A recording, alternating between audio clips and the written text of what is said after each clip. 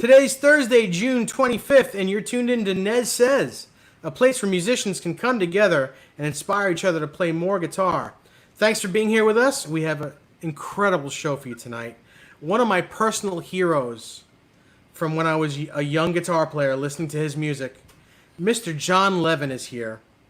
My name is David Nesdahl, and this is my co-host, Ty Price. Hi, Ty. Hey, Dave. A happy Thursday. Great to be with you tonight. And like you said, fantastic guest tonight, Jon Levin from Dokken. Jon is an amazing guitar player and writer who enjoys a dual career. His professional music career dates back to the mid-'80s, and he's been playing with Dokken for, well, he did his first shows in '98, so more than 20 years. But in 1993, Jon went to law school. He opened a law practice in '97, and he continues to work full-time as an attorney. He has a fascinating story, and we're so happy that he's agreed to join us tonight. Please welcome Jon Levin. Jon, welcome.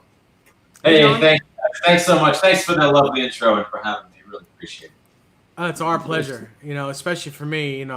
Like I said earlier, I don't normally get starstruck, but you've been a part of my life since I was 16 musically. Like your guitar, your sound, the band Devious that you were in back then. I thought you guys were the cat's ass, and every chance I got, I listened to that record. It was great.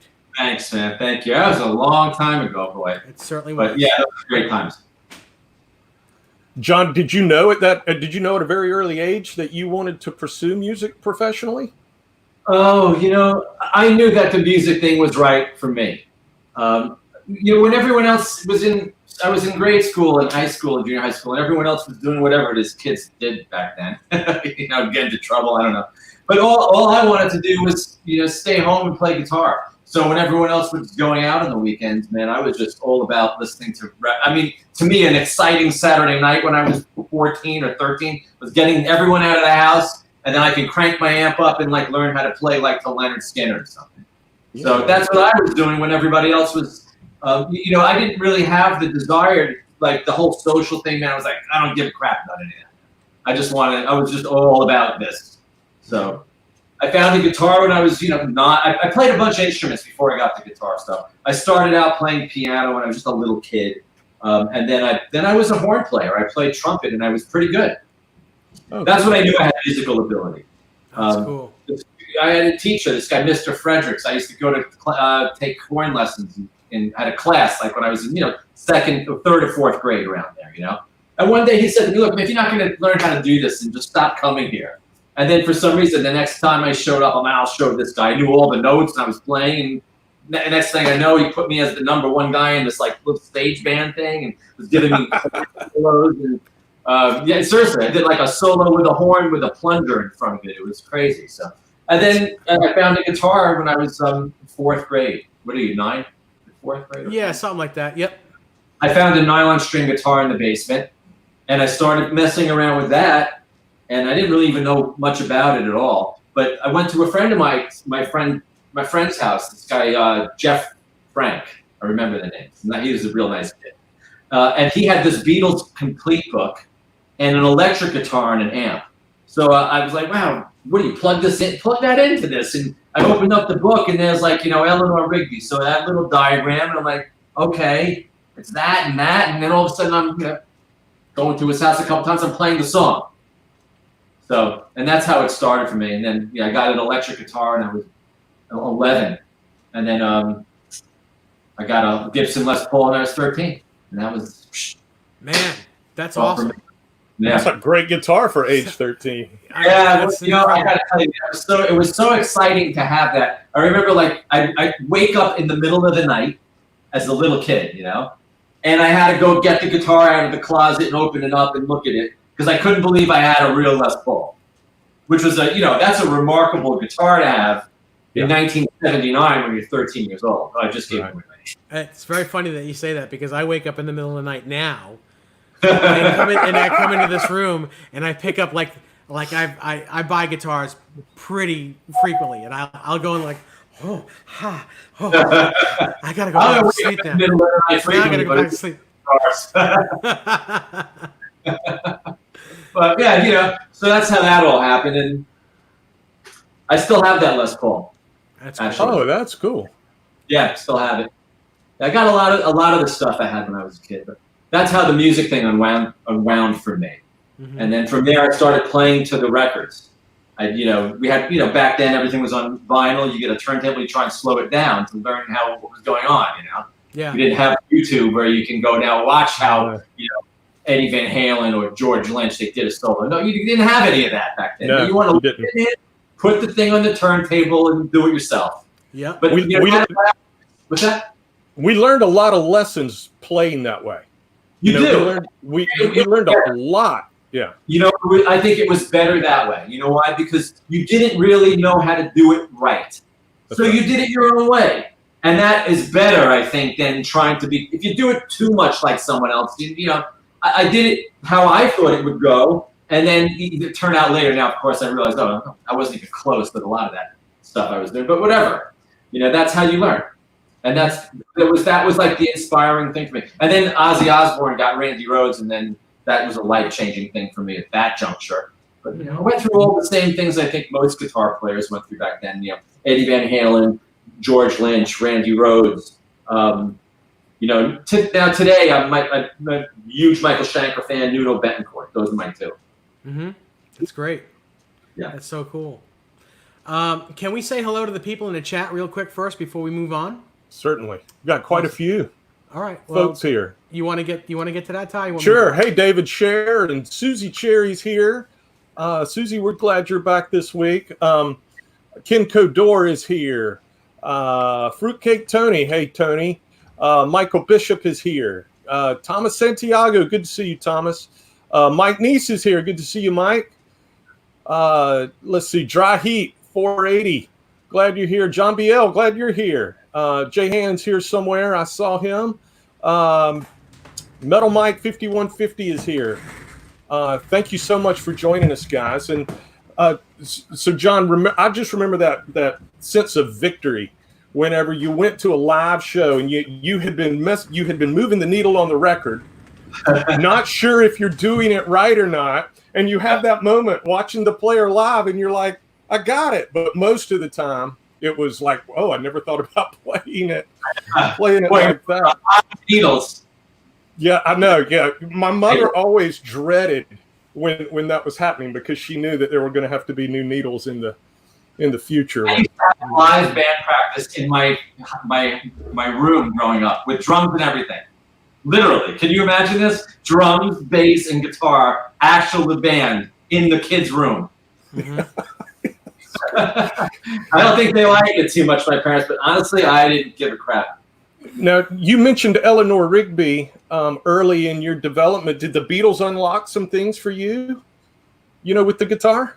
Well, now, look, and today, of course, I'm a huge Beatle fan, and I love the Beatles. Back then, I don't know what it was with me, psychologically as a kid, but I went for the dark, man, not the light. So I just immediately did Rolling Stones and forgot the Beatles, man. I always wanted to give me the evilest crap we can get. So Rolling Stones was the dark path, Beatles was the light path, right? So I went the dark way. Not a bad way to go. I love the Stones. And then all the hard rock stuff then from there, Yeah. And Randy was your gateway into all of that? I did a progression. It was a really, in retrospect, it was really good because I got exposed to a lot of different players where I think some people just got stuck on one. So for me, I really remember my progression fairly well from the time I actually started to play reasonably well, Eric Clapton first. Mm-hmm. I learned how to play Crossroads. I could still grab a guitar, man. I could play that Crossroads lead, like almost note for note, both sections. To this day, like it's stuck in my head. That's a good thing. Someone could ask me something, I'll forget 5 seconds later today, but I could still play the Crossroads solo from 35, 40 years ago. So, and then from Clapton, let's see, where did I go from there? I went from Clapton, Hendrix. Uh-huh. Still, today I still love Jimi Hendrix stuff. Clapton, Hendrix, and then somewhere after that, not too long after that, I got to Eddie. Once I found Van Halen, man, that was it.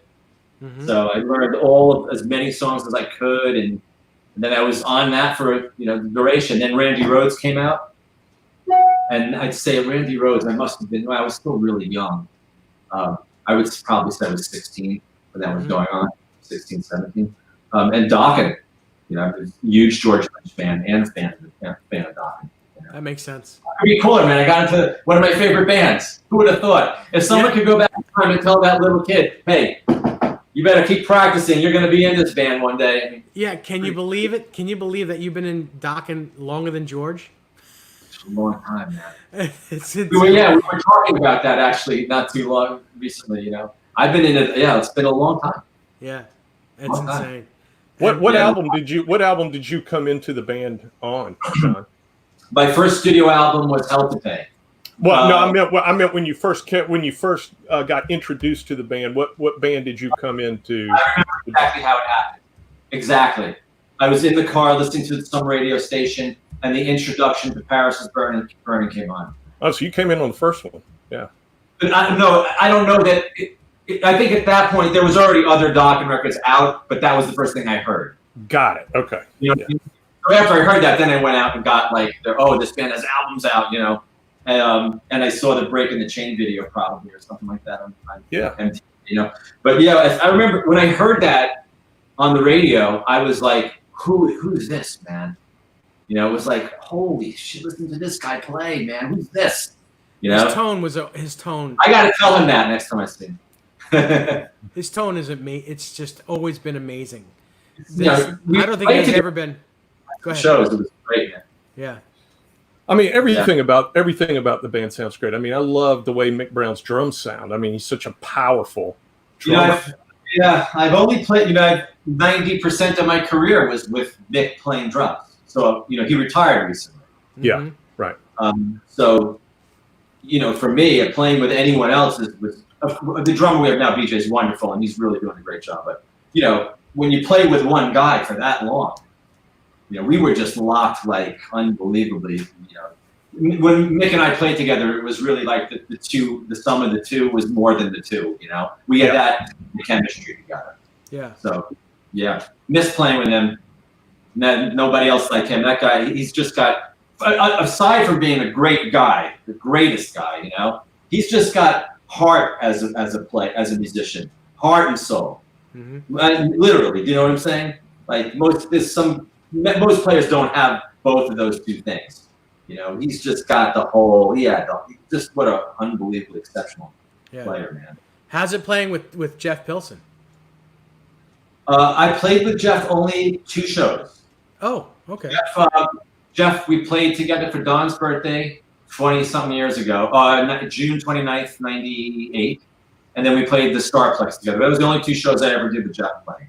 Okay. But Jeff's more or less the reason I got into Dokken. Jeff and Tommy Henriksen. Mm-hmm.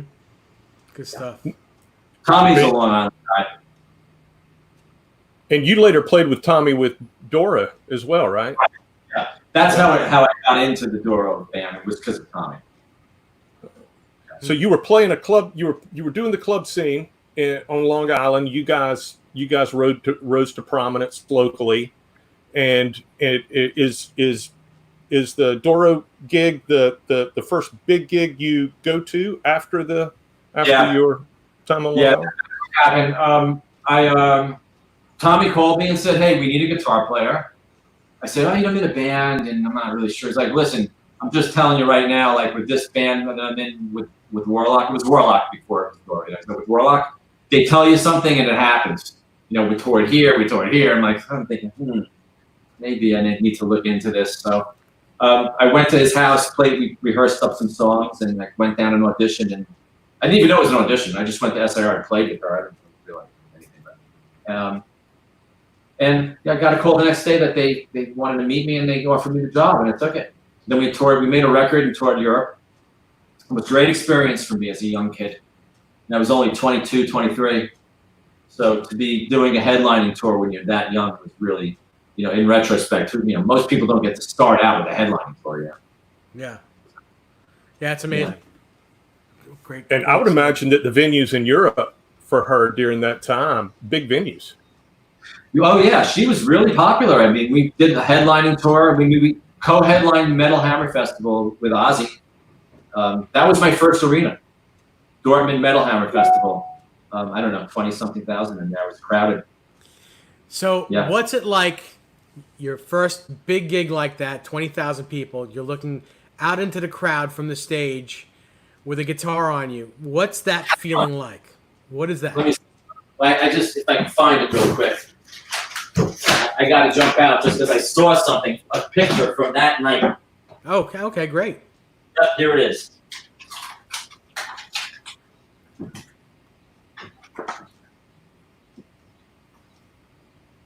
Oh, wow. That's Holy, cool. That's holy in the hell. dressing room before that gig. Wow. That's cool. Yeah, long time ago. I bet you could still Oh, feel those actually, toes. no, actually, that's from the Hard Times video. I'm wrong. I'm wrong about that. Yeah. Yeah, well, it was awesome, you know. I mean, I remember we had some problems at that gig. We had some electrical issues, but you know, there was some big hydraulic anvil that would come down, and Doro would hit it, and it would sort of trigger like sounds, you know, like explosive sounds. But it didn't work. But you know, it was still a great gig, and we had Bobby Rondinelli on drums. So the band was just really smoking, you know. I love Bobby. He's a great guy. Good friend of mine. Great. Similar stylistically to Mick, feel-wise, you know. Bobby's another guy who has heart and soul. Yeah. Not a lot of, And he plays hard. He plays, you Oh, know, yeah. you always know he's playing behind you. And both real hard players and similar, like both groove players. Mm-hmm. You know, that's what I hear a lot of kids today, man. You know, they have chops, they have no groove. Give me someone who can lay it down, man. I'm more interested in that than a bunch of chops, frankly. You know, if they have the chops, cool, but it's all about that pocket. Yeah. You know? Yeah. And when you know, with the Dokken thing, what's so hard for other drummers to play these songs is because if you want to play it the way Mick plays it, he doesn't play it to a steady click. He puts it where the crowd feels it. He knows he feels where that tempo is supposed to go. And each verse is different. His verse feels different than his chorus feel, and his chorus, it's the whole thing. You know, he doesn't just play this. He doesn't just do that. You know, he breathes. There's human feel, absolutely. Yeah. Dynamic, musical. The Chad in the chat, who is a good guitar player in his own right, says Lightning Strikes Again was a badass album from Dokken. Great guitar on that one. That's so funny, Chad. We had that conversation very briefly before going on the air. We're gonna jump into John's awesome playing on that record and that tone on that record. Superb. So John, you're touring the world, and at some point you decide that you're not going to pursue music and you're going to go to graduate school and pursue a law degree. Yeah. Well, you know, which says that you pursued an undergraduate degree while you were out working in the clubs. So, Correct. So you were always on this dual path. I have more licenses than the DMV. Yeah. So what'd you study as an undergraduate? I have a 4-year degree in psychology. Okay. No one's ever asked me that question before. That's a good question. I went to Hofstra University. I dropped in and dropped out as I could. Mm-hmm. I actually started out in a different school. I went to SUNY Albany for 2 years, got into a business school, and decided I didn't want to do it. Dropped out to play in Devious. Then I was playing in Devious, going part-time to school. They made me do an extra half a year because for some reason they made me. When I transferred, they decided they make all transfers do more, so that really sucked. You know? Yeah. So then I got into Warlock, dropped back out of school. Then after Warlock was done, I had some time, got back into school, then moved to California. Yeah. So it went like that, you know? Yeah. And so you moved to California, and at some point you decide that which is quite a move. I mean, you're moving all the way across the country, quite a life change, and you're taking a break from music at this point, and you're going to law school. What was the catalyst for that decision? I moved out to Los Angeles. It was September of '91, and I was in a band. I moved out here to be in a band. I found this bass player who we really liked, and I had a singer, which, you know, at that time, actually, Greg Smith, here's what happened. It was New York. It was the summer of '91, and I had this band. I got this singer I really was looking for, and he joined. Then I got this bass player from LA, and he said, I'm only going to be in the band if we move to LA. So I was like, okay, I'll move to LA. Right when that happened one night, I'd never told anyone this before. Phone rang. Greg Smith called me, who was in Alice Cooper, who was also in Devious. Tells me, hey man, Vinnie Moore just quit this. You want the gig? They want you. You want to do it? And I didn't take it because I wanted to have my own band. Oh wow. In respect, maybe I should have, but I didn't. You know, I moved out to Los Angeles with the band, and a couple of years later, the grunge thing hit, and then all of a sudden, there's no more guitar solos. So you know, that really made me feel like, what's left here for me, man? If there's nothing left for my type of music, there's no solos and songs, and it's just over. There's nothing. You know, what am I going to do? Wait this out? So I had some miscellaneous jobs, none of which I liked. You know, I had like a phone job, and I wasn't making any money. And you know, my father sort of pushed me into it. He's like, well, you know, look, here's your choices. You can go work in the record store or a Guitar Center, or you know, go to graduate school, go get be a lawyer. My brother-in-law is a lawyer. He's a divorce, right? Okay. So you know, it's only 3 years. Why don't you just do it and get it over with? And I'm a thinker, so I figured to myself, you know what? If I don't do this, I'll just sit here like I am right now. I'll sit here for 3 years. I'll just sit here for 3 years. Think about it. That's just how I am. You know? So I figured instead of doing that, man, maybe I'll get something done. So I went to law school. I got the law degree. Really put the guitar down. I rarely played in law school. Maybe I played guitar an hour every second weekend. Maybe. Wow. That's like no no guitar. Yeah, but when I was young, it was really strange because even though I play for so intermittently, I could still pick up the guitar at any given moment and have the whole full vocabulary. Because when you're younger, it's different. Now, if I didn't play for a super long time, it might be harder. But so, you know, practicing law, I had a record company, and somehow the music found me again through Jeff Pilson. That's great. Yeah. That's great. And so is it true that Jeff gave you a call and said, hey, John, you guys are in a business relationship, and at some point he calls you and he says, hey, John, I need some solos. And and you agreed to meet him and play some solos? He left a message on my office voicemail. And I checked my office voicemail from, I was in a suit and tie. I don't know, maybe I had been in court that day, but I was dressed in a suit and tie, I remember. Went to my dad's for dinner because he lived not too far from me. We both lived in Brentwood at the time, Los Angeles. So I went to his place for dinner. I checked my voicemail from his place, and Jeff didn't mention anything about it being for Dokken on that message. So I hung up the message, and I wasn't going to go. And I'm thinking, yeah, I remember it was already late. I was going to have dinner at my dad's. It was not so nice out. You know, it was dark already. And Redondo Beach, where he wanted me to go, was far, fairly far. You know, like. So I mentioned, my dad's like, what was that? I'm like, this a friend of mine wants me to play some guitar or something. He's like, well, go. I'm like, no, I'm not going to go. I haven't touched the guitar in months. He's like, go anyway. So I went, but I didn't know it was for Dokken. And I was still in my suit, but I didn't have the tie on. So I had a dress shirt and a jacket. I didn't have a normal jacket with me. And then the studio door, I knocked on the door. It was Don's studio, but I didn't know that at the time. I didn't know it was Don's studio. I knocked on the door. The door comes open, and then a Les Paul with an arm comes out the window, out the door. It was like, and it was Don holding a Les Paul. Like, that's great. And so I walked in, and he's like, okay, play. I'm like, play what? Can I hear it? He's like, no, it's an 8, just solo. I think he must have been super skeptical about Jeff's lawyer coming out to play guitar solo. Yeah. I mean, although now that I know Don, it's not out of the norm for him, because abnormal things, that fits for him. You know, this type of scenario. So now I get it. You know, I think anyone else would have said, don't even bother having your lawyer come down and play it. Thing, so right? did you have full-on short hair at that time, or did you? Full on short hair, like short as can be, man. Yeah, and yeah. Don was probably like, "Who's this joker? What?" That's great. Now I haven't cut it in years. People still think it's fake. No, this is not fake. Believe me. If this was a wig, I would shoot the wig maker. That's funny. Hey, you want proof? Want to see all the gray? I'd rather have your gray hair than what I have. Look, I just sprayed the top with. No, I can't go to. It's COVID. You can't go get your hair dyed. So funny. So anyway. So yeah, played a couple solos. One of them got on something, and then a few weeks later, Jeff called me and asked if I could play that show with him. He's like, "Hey, we're headlining the Dallas Starplex.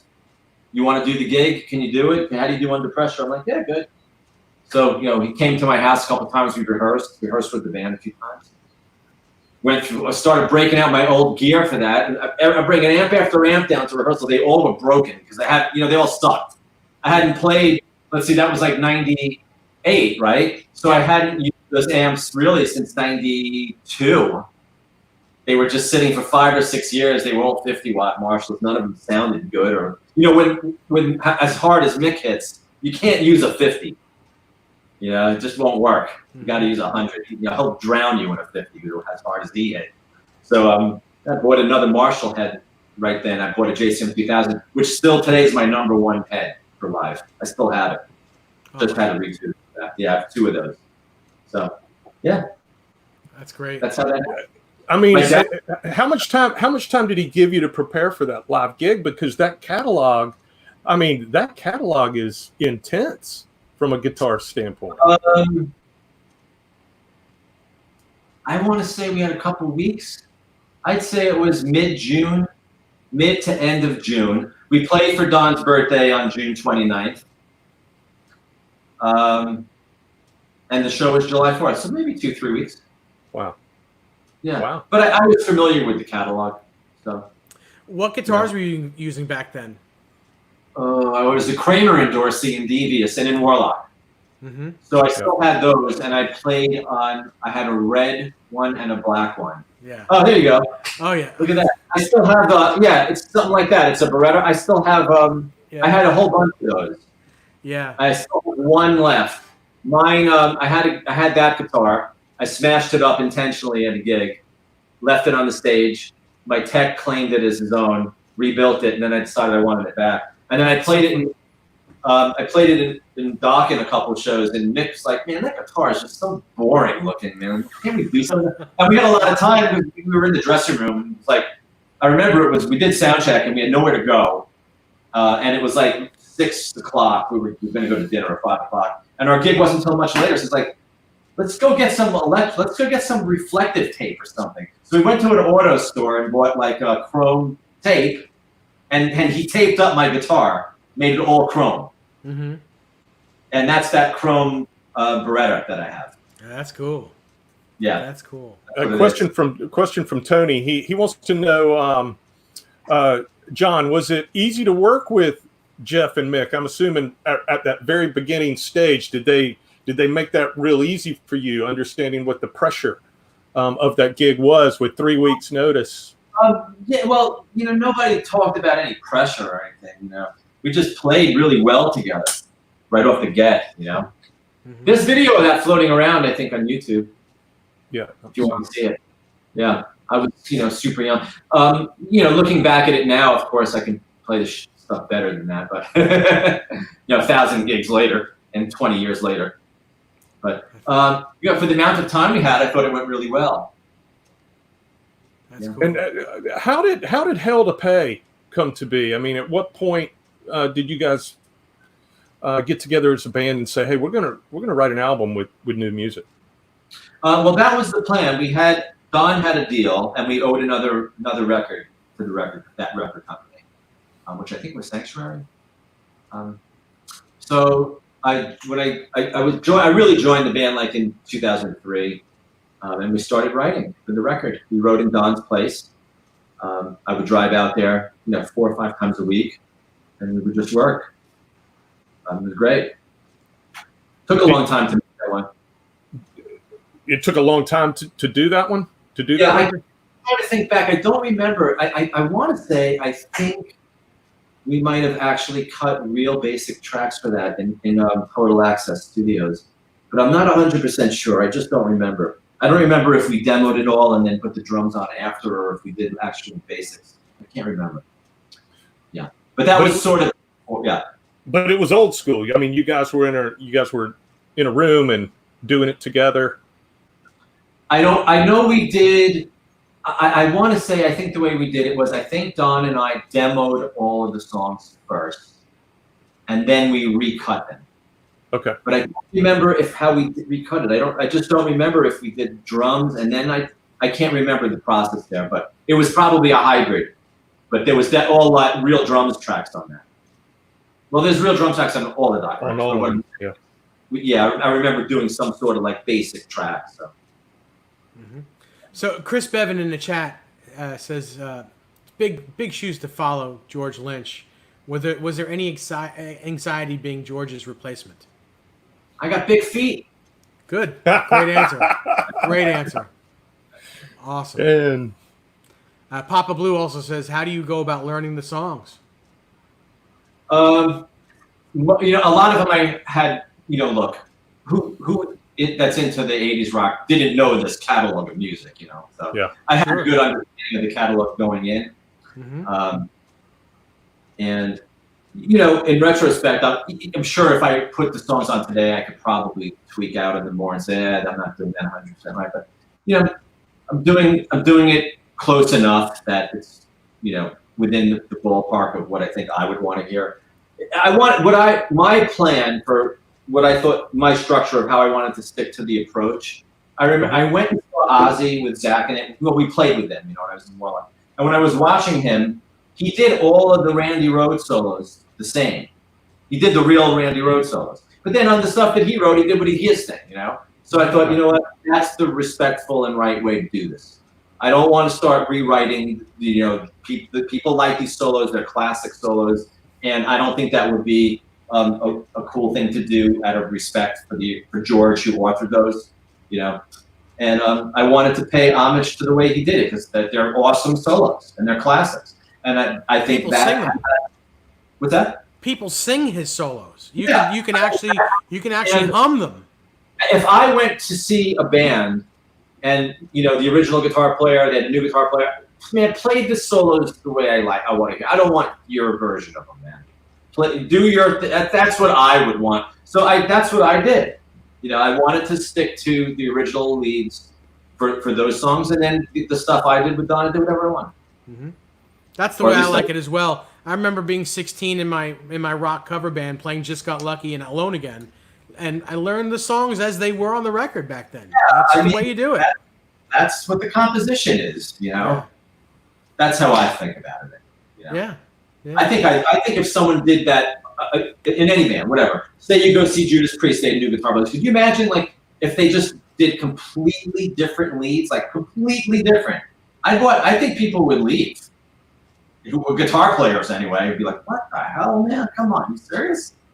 I wouldn't dig that. So that's why I did it. So John, when you're doing your first tour, I've got to ask, when you're doing your first tour with Dokken and you're on the road, you're working. I mean, are you billing hours in the back of the bus? Are you did you set up an office in the front lounge? I mean, you're set up an office, legit laptop, portable fax machine, cell phone, wireless. Even back when we in 2004. Our technology was still new, but I was able to create a modem with software, and it plugged into the cell phone. Oh wow! And that enabled me to do internet from the computer. Is that crazy? Yeah. Well, you're really working day and night at that point, right? I mean, I would wake up. I don't sleep that late. Like a lot of guys, the crew guys, they'd be up all night and then they sleep till 2, 3 to load in.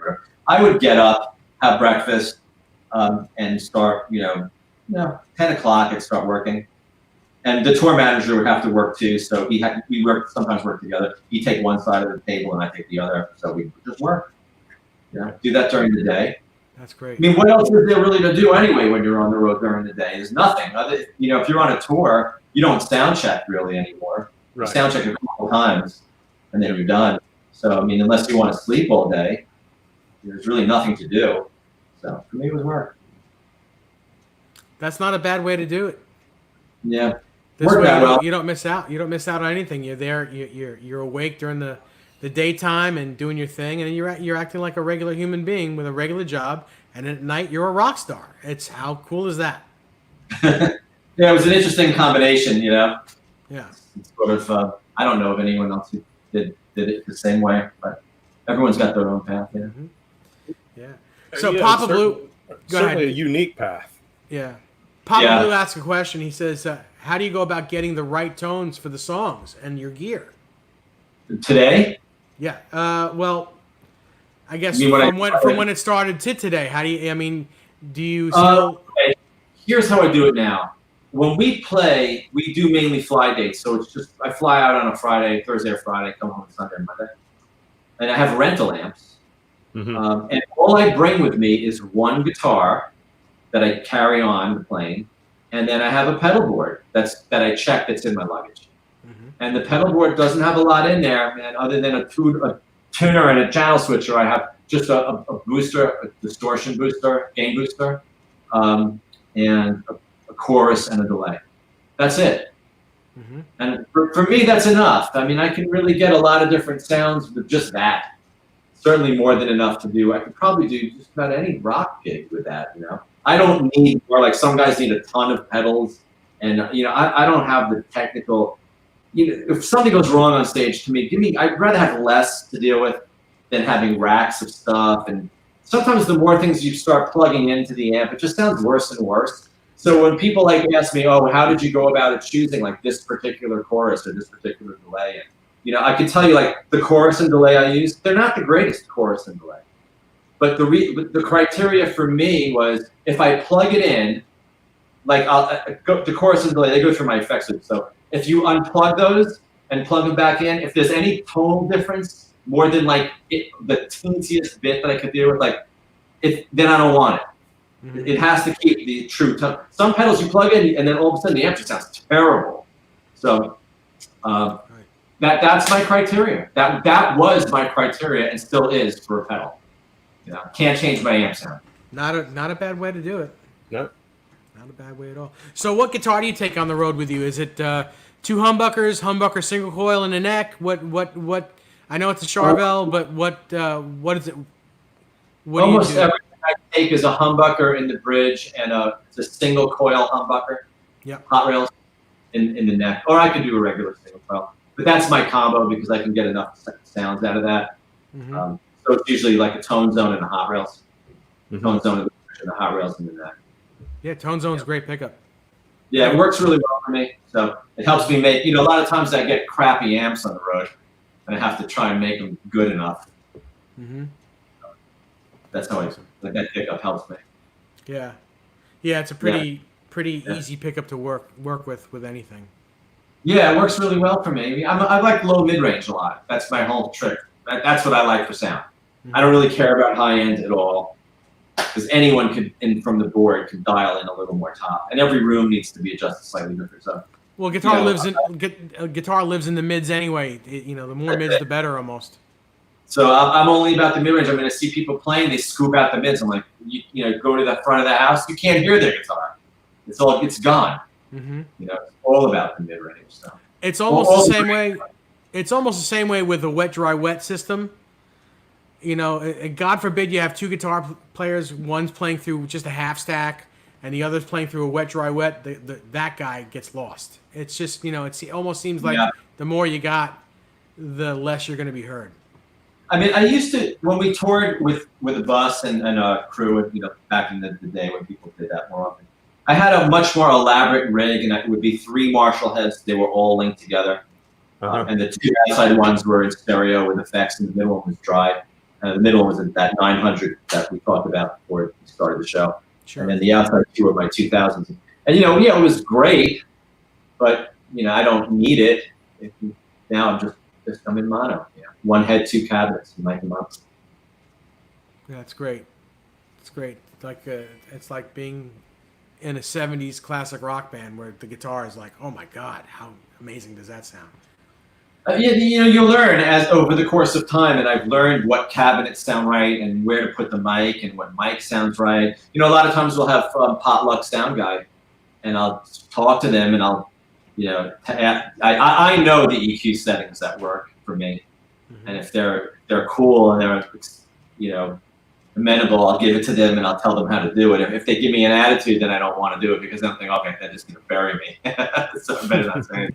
It's unfortunate that you have to rely on other people to be good people to make sure you sound good. Well, when we have our crew, it's great, but unfortunately, you can't always get everybody that you like. So, I'll just do it. Then I do it from stage. They put the mics where they want. I come on stage, man. I move the mic right away. Right, the intro tape's rolling. I go out there. I go down. Take the mic, move the mic. Take the other mic, move the other mic. So can I? I want to say a story that Larry Mitchell told me about when he worked for you as a tech. And okay. I already know the story. I bet I know it. I just want to get what was going through your head. So Larry Mitchell told me this story where he was working for you, and he gave you your backup guitar, which was a Kramer Beretta, and said, if this one's great, play this guitar for the whole night. Don't worry about anything else. You're gonna sound great. This one sounds great. And during the middle of the show, you wanted your main guitar, which was another Beretta, a white one perhaps or something. And Larry just kept on saying, just play that one, you're good. And you were like, no, I want my guitar. And he finally gave it to you, and you played the rest of the set with that guitar. And at the end, you said to him, well, why didn't you give me this guitar? This guitar's awesome. And he said, well, look at your headstock. Tell me what was going through your head. What was going through your mind? It fell out of the stand, and the two tuners flew into the crowd. At first I was like, what? But then I laughed. Well, it's all good, man. I wasn't that mad. I got another neck put on it. It was all good. But what happened was when he gave me that white guitar to play, I guess he didn't want me to see it before the gig. He was worried I'd get upset. I guess it fell out of the stand, and the first two tuning pegs were flying. Wait, pick up. Yeah, show me that headstock. It was that guitar you're holding. Yeah, see those first two tuners? Yeah. It would crack right there, and those two things were flying off. Actually, you can see, if you look closer, you can see that's exactly where where they glue them together. Can you see that? Oh, look at that. Is that glued? Yeah. Well, this is right from the factory this way. Right, that's where the pieces come together. So right where it split off, the two pieces came out, but it stayed in tune because of the Floyd Rose. Sure, because you have a Floyd Rose. And you know what? I didn't change the strings on that guitar for like a year because I didn't know what to do. I couldn't. I should have probably just had the thing glued back on, but I played it without the two tuners. Yeah. For a while. Crazy is that? I've always wanted to talk to you about that and there's a reason why. Because for a little while, I teched for Larry. And he had a problem with one of his guitars. And I'm like, so what are you going to, he had other guitars to use. But I was a young kid and didn't know any better. So I was like, so what are you going to do? And instead of saying, dude, you're going to be fine with what I'm giving you now. Don't worry about this one. I made him nervous. And I made him, you should never do that to the artist. You should never. Just, always do the right thing by the artist. Don't make him worry about anything. And the one time he sat me down after that one show and he said, let me tell you a story. And that was the story. And ever since then, I was like, whether I'm being an artist with another guitar player and they have a problem, or if I'm working for an artist or whatever it is, don't ever let them worry about anything. Just whatever happens. Isn't he? Yeah, he's been one of my best friends for 30 years. I love him. I spoke to him earlier today. Actually, he's doing great. He's home today. He said he's going to try to catch the show. So hopefully he'll be in the chat tonight. And I can't wait. I can't wait. He's a great player and a great human being. Yeah. Known Larry since we were just little kids. Right. Seriously, I mean, he was coming to my childhood house back in the days when it was a long time ago. Yeah, my fiance's in the chat here, Desiree Dorn, and she says, "I love Larry."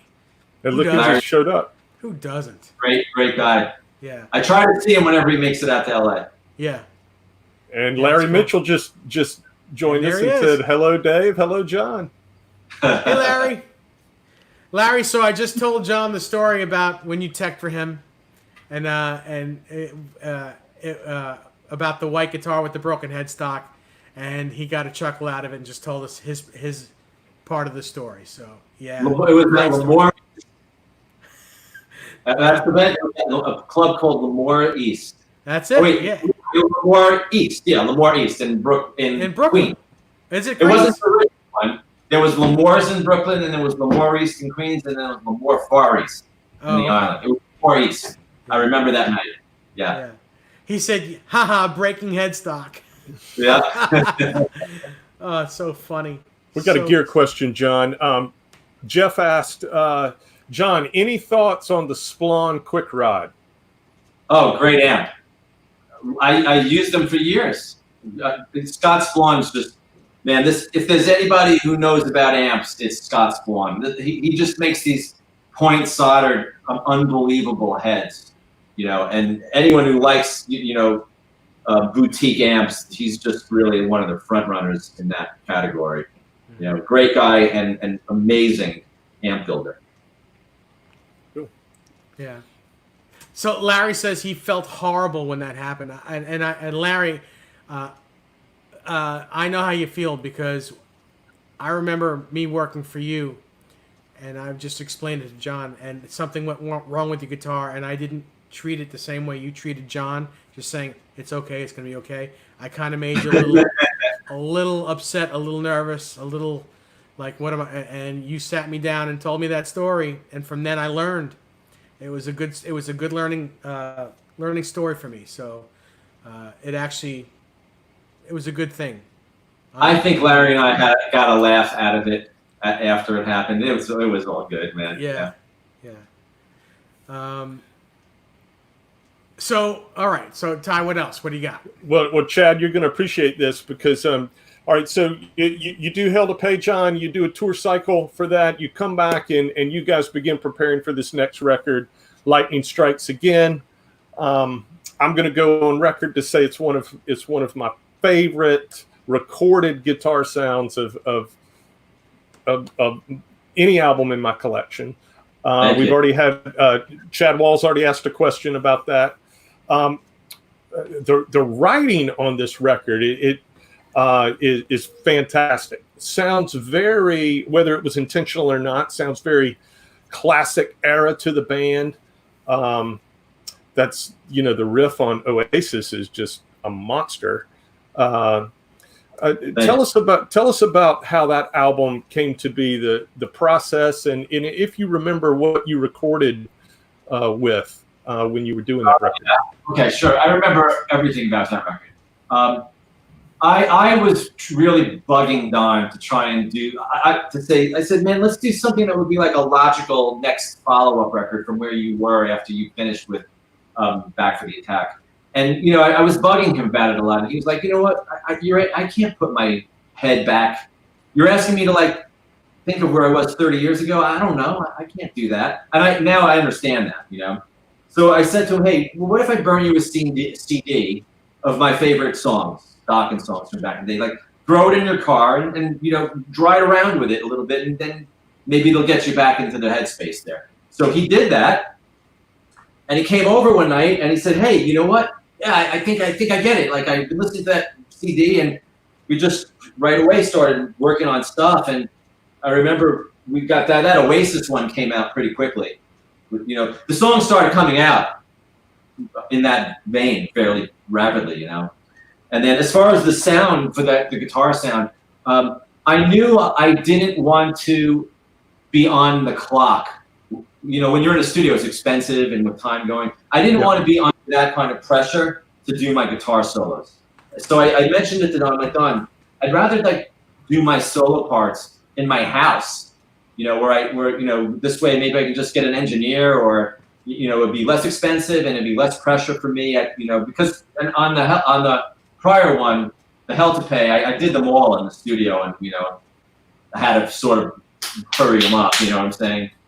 Yeah, sure. So I wanted to try a different approach. I always like to change my approach to every record. So Don's like, well, how are you gonna? I had a condo. Don's like, how are you gonna? What are you gonna crank up a Marshall in your condo? Your neighbors are gonna go nuts. So he discovered this thing called the hot plate, and he got a hot plate for me. And the hot plate's basically a power stove. So we had an engineer come in. I put the amp with a blanket wrapped around it in the bedroom, which was on one side of the condo. They wired it through the living room into the second bedroom, which was probably 25 or 30 feet away, or maybe more. It was fairly big, the place. And then we got a sound like that, and I used that hot plate thing. And then for the tone, it was actually a Marshall JCM 900 that for some reason sounds like an old Plexi. It sounds nothing like a JCM 900. Sure doesn't. No one knows why. It's a freaking enigma, that thing. It's just that directly into that Marshall with the hot plate. And the hot plate didn't change the tone of the amp. It just made it so that I can crank it up. Like you could put the amp on 10, and then the hot plate just has a volume, had a knob on it. Okay. So that's really how I did it. And other than that, it's just a tube screamer. That's the entire thing. It's that amp with a JCM 900 cabinet, this heavy Charvel I have that weighs like 10 pounds, and that's the whole setup. It's that guitar that I have in that rack right there. What I showed you earlier. That's the whole sound. Yeah. Yeah, it doesn't sound like any JCM 900 I've ever heard. Yeah, no, it doesn't. I mean, when we were recording it, frankly, like I wasn't 100% sure if I was going the right direction or not. I was like, is this too thin? I remember second guessing the tone a lot. I was like wondering, is this too like wiry and thin? You start losing your perception as you go. But I remember when I was doing it, as soon as I always double my rhythms. And as soon as I did one double, all of a sudden the sound went from that to this. I'm like, okay, it's good. Yeah. Larry Mitchell asked if you still have that amp. Oh yeah, I still have it. I try to, I get in these crazy phases where I just want everything out of the closet. When I decide I want more closet space, man, anything that's not necessity goes. So unless it has sentimental value, a collectible, or something I'll use, then it's got to go. So I just got in one of those moods, and I decided I got to sell. I want this amp. I'm never going to use this thing again. It's too loud. I'm never going to use it. So I tried to sell it, but the guy that wanted it didn't believe it was me. So wow. I still have it. Jeez. Yeah, I guess it's a good thing. Now I'm happy I still have it. Yeah, it's your sound. It is just what it is. It's great. So John, what is your general approach to recording guitar solos? Do you go in and just go for it on the track? Do you do 10 at a time and then maybe listen to them back? And what's your general approach to recording solos? That's a great question. My approach has changed really dramatically over the years. And I could tell you where I am now with doing it. And even now, I think it's still maybe evolving a little bit. But this is how I did the Broken Bones record. For that record, I had my sound set up, and I would come in, if I felt like, say, okay, I feel like playing guitar tonight, let me play some solos. So I would grab my guitar, put the track on, and I would play just complete passes, solo after solo. Usually it would be like 4 or 5 if I felt some inspiration, and I would play as many solos as I could until I felt like, I'm done, inspiration's over. And usually that would be 4 to 6 tracks, takes. I don't listen to them. Wait a couple days. I feel like playing guitar again, go back to the same track. I'll do 3, 4, 5, same way, do a bunch more. I do that over 4 days until I'm looking at it, I'm like, oh wow, I got like 12 or 20 solos on this track. Then I would go through them, and I usually would go through them with someone, with our engineer, which is Darian Rundle. I would do it with Darian sitting next to me because I like to have, I love and respect his opinion. So when I go through it, it was what's remarkable to me is like on every single day that I would do it, all of those takes would have a similar focus. Then on the next day, they would have a different focus, all similar to themselves, but nothing like the first one. And same with the third day. So then I would listen to them all with Darian, and he'd be like, okay, the right approach for this solo is like what you did on day 3. I like that the best. So then I'd go through the day 3 solos, pick whatever I thought was the best one that needed the least amount of work. Because I now realize, like for me anyway, I like as much of a complete pass as I can get. I just feel like there's something about the magic of the spontaneity in that pass when the music actually came out of you, that when you start just trying to do it again, you're trying to recreate it. So I like to try to get a spontaneous pass as much as I can get. And then if there's a couple of little nuances there's like a little sloppy thing in there, then I'll fix that minor thing with a punch. Or sometimes I'll do a comp. You know what a comp is. I'll take the two best takes. But I just try to do it with the least amount of punching in as possible. I don't like to punch in. I just feel like, to me, as soon as I do it, I just feel like, wow, even though it's just a split second, man, I could tell my feel, headspace, and vibe is not the same in that 1 second as it was for the rest of the band. So that's how I do it. Yeah, that's cool. Yeah, that's cool. So the spirit of the live solo is important for me. It is the composer. Yeah. And there's other solos on there. Like for Empire was like a very long solo. Yep. I mean, that's like a minute, that lead, and there was like a lot of sections with it. So for that one, that took a little bit more composition, and I did it the same way I just told you, and I just treated each section as its own section. But I knew in the beginning of that solo, I wanted to do like a strange sort of harmony thing. And I fiddled around a whole bunch, and it's funny, it's right here. I stumbled onto this. It was a gift from a friend of mine. Those are fun. Yeah, and there was a setting, I'd never used it before, but I said, oh, wow, man, you know what? There's an octave thing in here. So what would happen if I used that octave setting? So I would do 3 different takes, one with the octave setting, and then I would play 2 different parts on my guitar without that in a harmony. So there'd be a harmony going like the pan like this, and then the octave thing in the middle. And that's what that beginning of Empire is. Oh, that whole solo section is that. And I decided I really liked that approach, and I sort of fingerprinted that. And now I when I go back to when I want that sound, that's how I do it. That's my ticket there. That's really cool. Well, you just taught a lot of people a new thing. It's fine, man. Go for it. If you like it, go for it. We're all trying to just play and have fun and learn. So, So we're talking about, you mentioned Broken Bones. Songs on that record, certainly mature songs. Songwriting is, some of my favorite songs that you've written with the band are on that record. I love it. Would you say that that's your favorite one that you've done with the band? Yeah, for me, it's my favorite one. Yeah. Very cool. It's mixed or mastered a little different than the other. I don't love the mastering personally. I don't think neither. I like. We're actually contemplating maybe remastering it and re-releasing it within bonus track. Just the whole way that we ran into some unfortunate circumstances when that was going to come out. Don and I both got sick at the same time. I needed surgery. He needed surgery, and we were trying to get the record company not to put it out and to wait till we could tour. But unfortunately, I felt like that record just slipped through the cracks. So we're talking about potentially maybe re-releasing it. It's just such a great record. Mastering to me didn't work on that record. So I would like to see it remastered, personally. But the songs, Burning Tears, I just think is great. There's like 6 or 7 songs on that record that I personally just think are great. Mm-hmm. Yeah, the songs are fantastic, but I actually like the way that record sounds, even though it sounds different than some of the other records.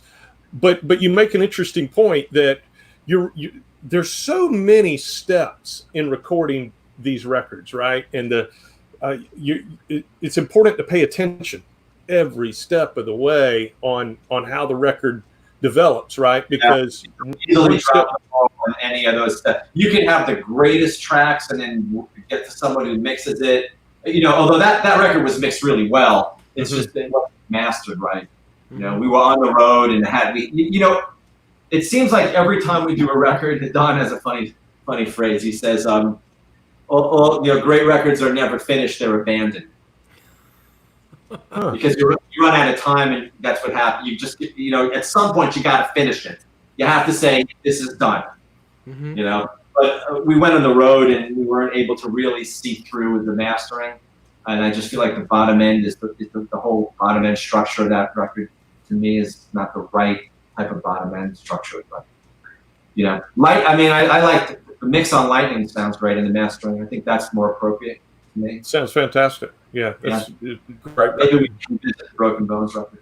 I love the Broken Bones record. I was just so excited to digest that record. That record is so deep. Like you said, there's so many songs to take in on that record. Jon, so many of us know you as a rock guitar player, a guy with this blazing technique, very original in the way you compose things.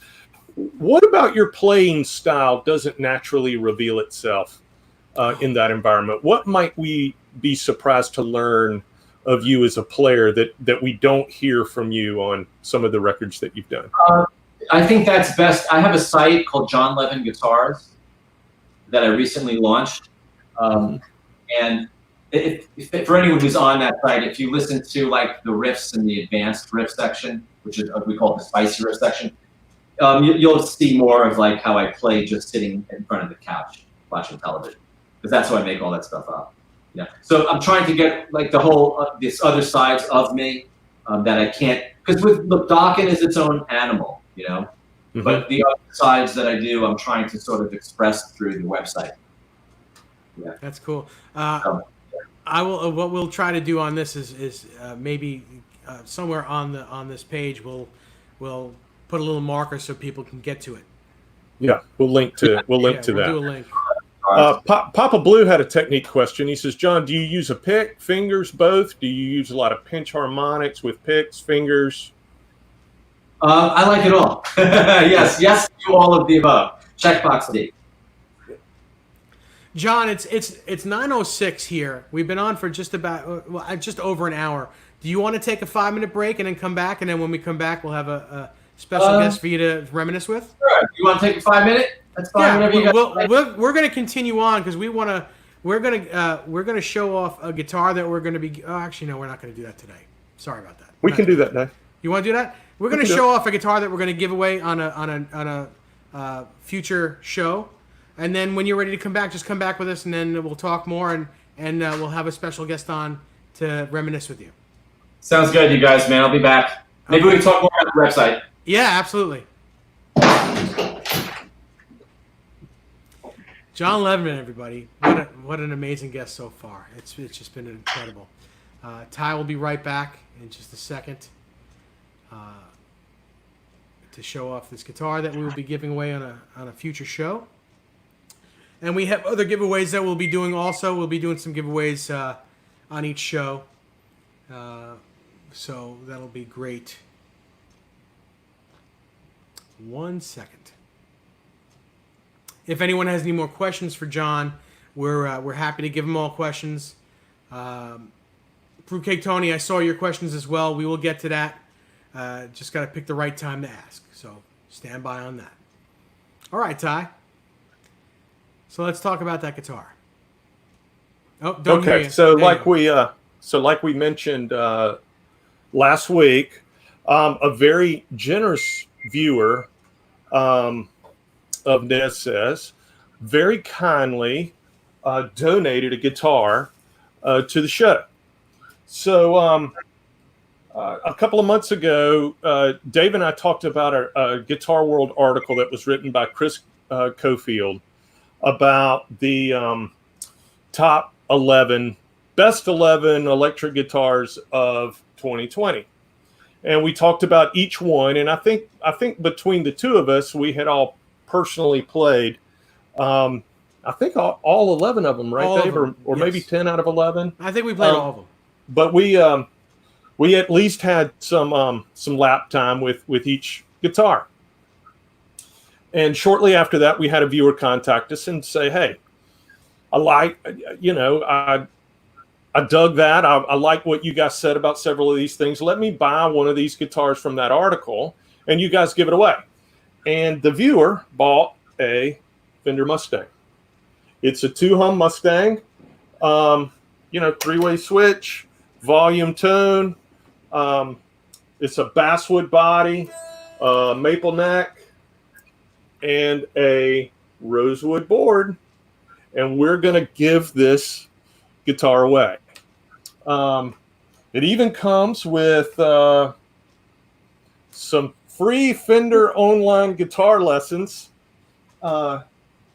with the guitar. So hopefully the winner of this lovely instrument can put it to good use. This was the very first guitar that was featured in that Guitar World article. Guitar World gave it high praise. It's a good guitar. It is a good guitar. Yeah, said it was a gig-worthy instrument. As tempted as I have been, I have not even plugged it up yet.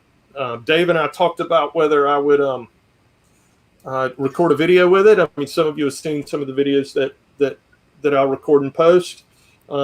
We talked about the possibility of doing that. And then the other side of me said, let the winner of this guitar, let them be the first one to christen it. So this is it. And I think all we have to do at this point, Dave, is determine when and how we are going to, and I can't seem to keep this in the camera, when and how we're going to give this away. Well, I'm also going to personally throw something else in there.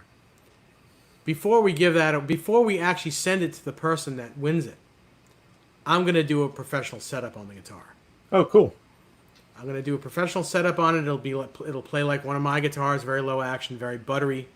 It will not be an out-of-the-box setup. It'll be something really nice. So be happy to do that.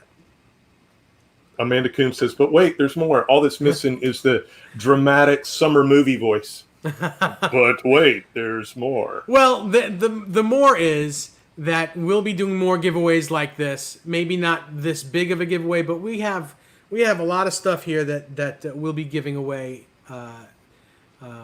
in the future shows that come up. All good stuff, all fun stuff. Some maybe not as big time as this, but some that are like, wow, that's cool too. So we have a lot of stuff. Well, each and every week, we certainly appreciate all of you taking time out of your week to join us. This is a way for Dave and I to give back with the help of a very generous viewer that would like to remain anonymous. Mm-hmm. So we appreciate you guys each and every Thursday. So thank you. And Dave, since you're going to put a setup on this, I'll repack it in all of its original packing material, and I'll ship it out to you tomorrow. So you should have it Monday, Tuesday at the latest, I would think. Okay, sounds good. Sounds good. Good. Awesome. Well, that'll make somebody happy. It's always a good day when new gear arrives. You ain't kidding. What a great guitar. What just a cool vibe, the person that gave us that guitar, that bought it for us, that stuff. That's what a way to give back. How about that? Yeah, it's pretty generous. Yeah. So let's talk about thanks, Tom. Yeah, real quick. I've been getting into some cool pedals lately, and I think I'd like to talk about them real quick. I've been getting into the JHS company and their pedals. I recently picked up a delay pedal and a Univibe pedal. The delay pedal is called the Lucky Cat. It's a digital delay, and it is absolutely wonderful. It's got 5 knobs on it and a 3-way switch that gives you very little modulation, no modulation in the middle, very little modulation in mod 1 and more modulation in mod 2. It gives you a ratio knob, repeats knob, a darken knob, so your digital delay will sound more analog than digital if you wanted to. A mix knob and a time knob. And it is really easy to work. It's super easy to work, and you can navigate through all kinds of delay times and sounds. It's incredible. Univibe. I'm a very picky guy when it comes to Univibe. There is the original 60s Univibe that Hendrix used, and then there is the Sweet Sound Ultra Vibe, which is a big box with a a power that's hardwired into the pedal, which kind of I think makes it sound the correct way. It's a photocell. And there is this pedal. I've gone through a lot of Univibes, and this pedal called the Unicorn. There is no grittiness. It sounds very like an original 60s Univibe. It's just incredible sounding. It's 4 knobs and 1 switch, which has a vibrato, and a normal, which is more the chorusy Univibe sound. It's got 2 switches on. It's got an on-off, and it's got a tap tempo. The tap tempo is by far the coolest thing on this, other than the sound. You put that before your overdrives. I used to put the Univibe at the very end after the delay and everything, and never really sounded right to me. Never sounded like Hendrix. It just didn't. It sounded like a distorted something mess. Well, because of that pedal show and learning where to put this thing in line, it really sounds amazing. You know, if you have a wah, you have your wah, you have your compression, then you have this, and then your overdrives, your delays, and then your other modulation effects at the end. And it really sounds amazing. Great stuff. Yeah, I love a good vibe pedal. Yeah, really, really amazing. So where are you putting it in your chain? I have it it's the very first thing. I don't have a wah on my table here. All my pedals are right here in front of me right now, and I have a Tweed 112 amp here, right to the right of me. And if I'm using a wah, I'll plug into the wah first and then plug into the Univibe. But right now I'm not using a wah, so it's Univibe. Then I have 1, 2, 3, 4, 5. I have 5 different overdrive pedals for different varied overdrive sounds and gain stages. Then I have the JHS Little Cat delay pedal, and then I have my Boonar delay pedal, which is more of a like an Echo Rec. And then I have a Phase 90, my Dimension C chorus by Boss Wazacraft, and then my Tremolo at the end. And it took me a long time to figure out where these pedals sound the best, and I really think I've done it. I'm very proud of it, actually, and I cannot wait to get this all in a board and back on the floor so I have room up here. But it works great, and every pedal sounds great. I plan on doing a Facebook Live in the near future, demoing all these pedals in the way they are sitting here, and letting everyone hear how they sound. Larry Mitchell says that he believes that both you and I should record a video playing the guitar before we do it. Yep. All right. So what I'm going to do is I'm going to remove the plastic from these from the tops of these pickups, and I'll tune it up, and I'll record one I'll record one and then pack it up and send it to you. Tom and Norman, Metal Mike, they want to know if they can hear your vibe pedal. Sure. Let me get the right guitar. Hang on 1 second.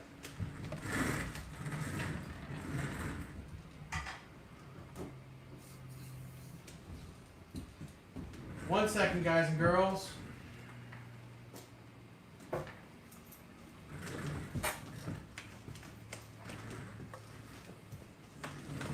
Not that you need the right guitar, but a vibe pedal always sounds the best to me with single coils, a Stratocaster type thing. Am I in tune? Close enough.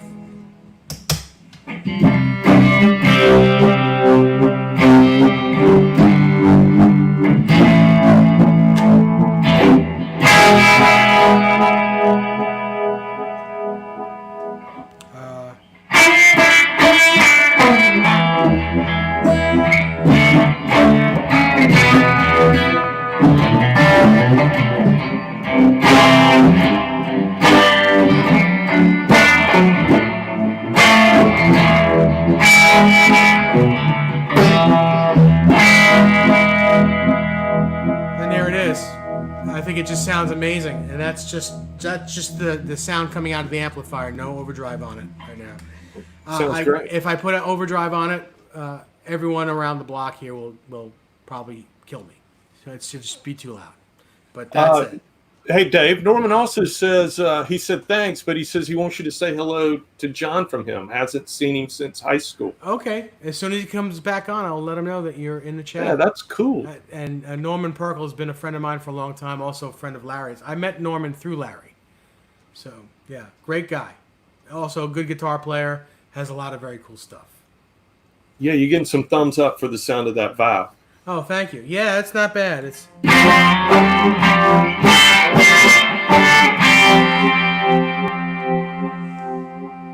And that's just my Strat on the bridge pickup. 69 Strat. It's a custom shop, master built.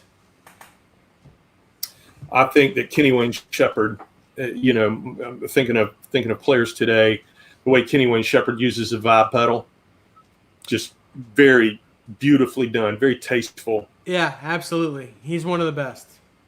One of the best at that sound. I mean, it's a funny thing, you would think that Stevie Ray Vaughan would use the vibe pedal. I don't think he ever did use the vibe pedal, but Hendrix, Trower. Robin Trower. Yeah, I was thinking of his name. Robin Trower. You listen to Bridge of Sighs, and that's the epitome of what a good vibe pedal sounds like. It just what a great guitar player. Oh, yeah. Let's see if I can.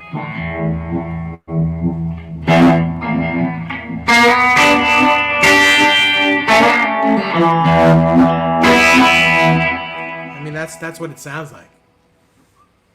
Yeah. That's just what it sounds like. So Doyle Bramhall, yes, Oh, absolutely, yeah. Ben Tom. Yep. Now, yeah, everyone, these guys are like it's like when you hear them playing with a vibe pedal, that's what you want your vibe pedal to sound like, and Absolutely. that's what this pedal sounds like. I think it's $200 if you buy it, street price, and it is worth every penny. So if you need a vibe pedal, get it. What about you? Any cool pedals that you want to talk about? Yeah. Well, I do have a really cool pedal that I want to talk. Well, that I'll mention. I did not plan on doing this, but it's sitting right here, and I've enjoyed this and had so much fun with this over the last few days. This is a Wampler Ego compressor right here. And assuming we get back to playing live, I will have an occasion to use this in a gig where I'll be hired help for a series of gigs with a country artist. So lots of clean guitar, and this will be great. This is the only, my understanding is that this particular Ego compressor is the only one in the world because it was made. Should I tell the story? Tell the story, absolutely. Please tell the story. And I'll also tell a similar story. Because it was made for Johnny Highland. And Johnny Highland sent this pedal to me, and it said, the Johnny Highland prototype Ego compressor. He says it's old, but it's cool. It was never released, and this is the only one made. But Johnny and I Johnny is such a sweet human being. He and I had a side conversation about compressors and how we both use them in the chain, especially on a clean channel when we're chicken picking. And then how he was setting up. Look, Johnny Highlands might be the best chicken picker on the planet Earth. And so, I had him on the phone, so I wanted to ask him some questions about, how he was setting that up. And we had a very short conversation, and he's so sweet. He sent this to me, and I was so floored by the kind gesture. And this has been fun. So I've spent quite a bit of time getting to know this the past few days. Mm-hmm. Yep. Yeah. Johnny Highland also sent me, he knows how much I'm into overdrive pedals and distortion pedals. He sent me a beautiful MXR overdrive pedal as well that I have not yet plugged into my system here, but I will get to it, and as soon as I do, I'll make a video on it as well. Yeah. Just a wonderful guy, and I mean, out of the blue, he's like, "Yeah, I'm gonna send you guys some cool stuff, some nice gifts," and man, not expect anything like that. Yeah, so I've got a video coming with this where I'll do some chicken picking on a Stratocaster with this. Yeah. So welcome back, Jon Levin. Welcome. Thank you. Yeah. So are you ready to say hello to someone? Yeah, let's do it. Let me just text this individual, and he'll come right on. Hey, Tom, that's a great point. Best chicken picker on any planet. I agree. I agree.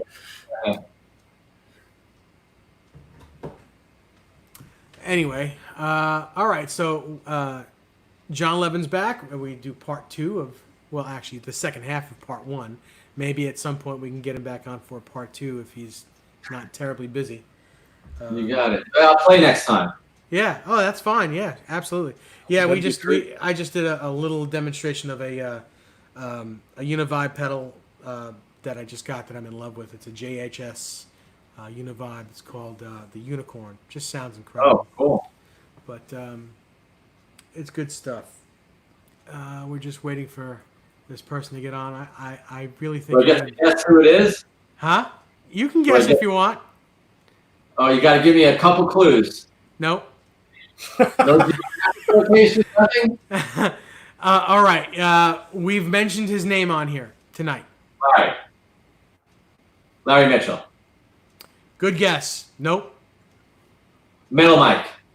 Nope.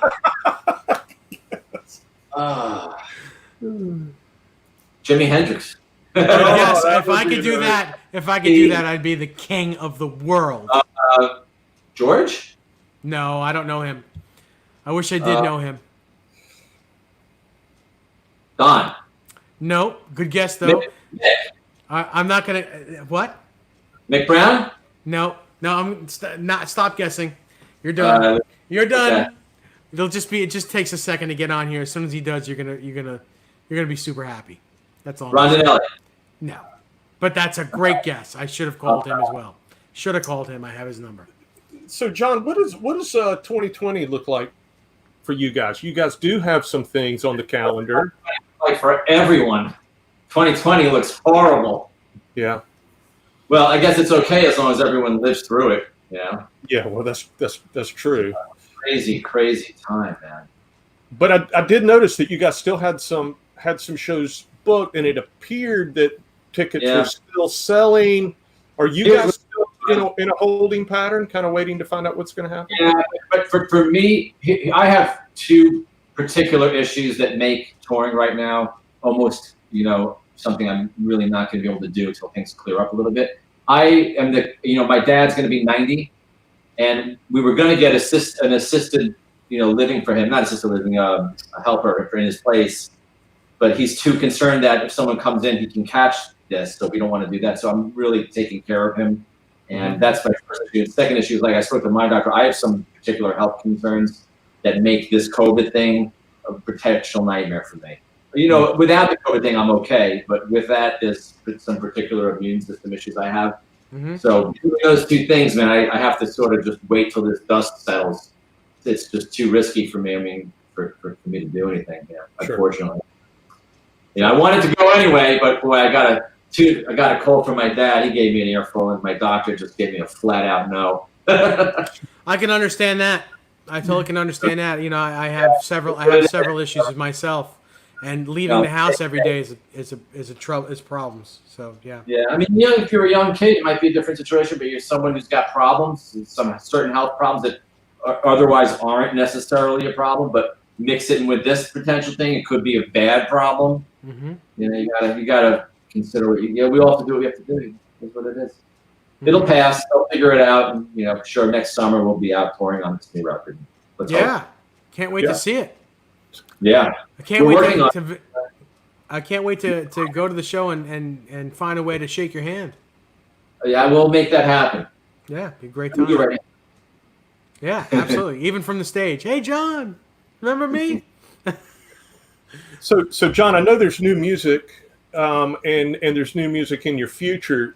Do you envision you guys coming together and releasing a full-length record? Do you see yourself releasing a series of singles?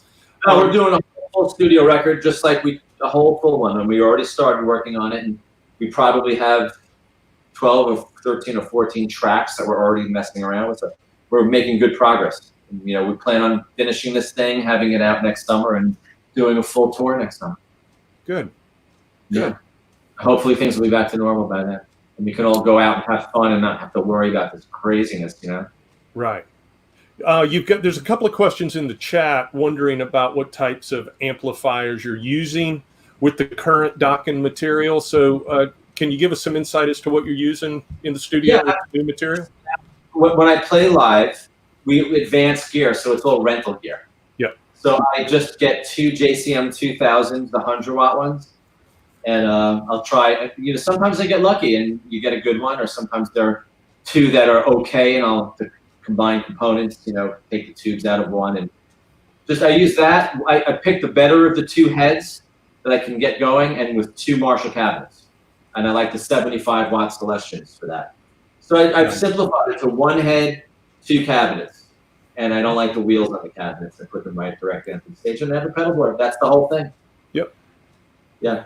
That's cool. For studio, it's different. For expediency, I record with the 11 rack. I print what's called a reamp track, which is the guitar's DI signal. So then when we're done recording, if I decide I want to, we go into a studio like I did for some of the Broken Bones tracks. You can just feed your DI signal into your amp, any amp you want, and then bring it back in with a mic onto another channel, and replace your guitar sound until you're happy, or combine. Yeah. So it gives me complete flexibility with that DI track. Yeah. We call it a reamp. Yeah, I always love that the way you can do that. You can just go in and plug into anything, and then when you have the amp you want for it, just the reamp. It's great. It's an amazing tool. It's really, you can have a great guitar sound in one particular song, and for some reason that exact same sound doesn't sound right in this other track for some reason. So it's really strange. My friend Jay in the chat, his name his call sign is 7/8. He says he always records a DI. He's my partner, one of my partners on. I do another show on Friday nights with a couple other partners, him and a guy named Johnny Bean, and he's a great guitar player in his own right, and he's an amazing engineer and producer. So yeah, he's with us tonight as well. Our friend Billy, U.S. Air Force retired. He asked, he loves the song "When Love Finds a Fool" from Don's solo CD. Would there ever be a reason you guys would consider playing that live? That solo record he did is so wonderful. Have you heard that? It's a great record. Yeah, I mean, man, some of the songs on that are just so unbelievably well written, and I think it shows like a whole other side to Don. It's just a great, great record, and that's a great question. The issue we're always stuck with playing song, we only get so much time live, and there's a lot of back catalog that people want to hear. So, if any song we add in, that means we have to take out Just Got Lucky, or we have to take out The Hunter, or, and then you get a blowback, oh, that's a great song, but why didn't you play this one? Or, so it's always a balance of what we can and can't do. And, a lot of times that's what's hard about the set list for us. But it's a great song. That's a big problem because, I mean, not that this is a problem, but it is a problem because Dokken, in its entity itself, it has more hits. I mean, they're all hits. They're like so many hits that people want to hear. Yeah, Dokken's got a wonderful catalog of songs. We're really fortunate to have that. So your old friend Norman Perkel is in the chat. He wanted to say hello.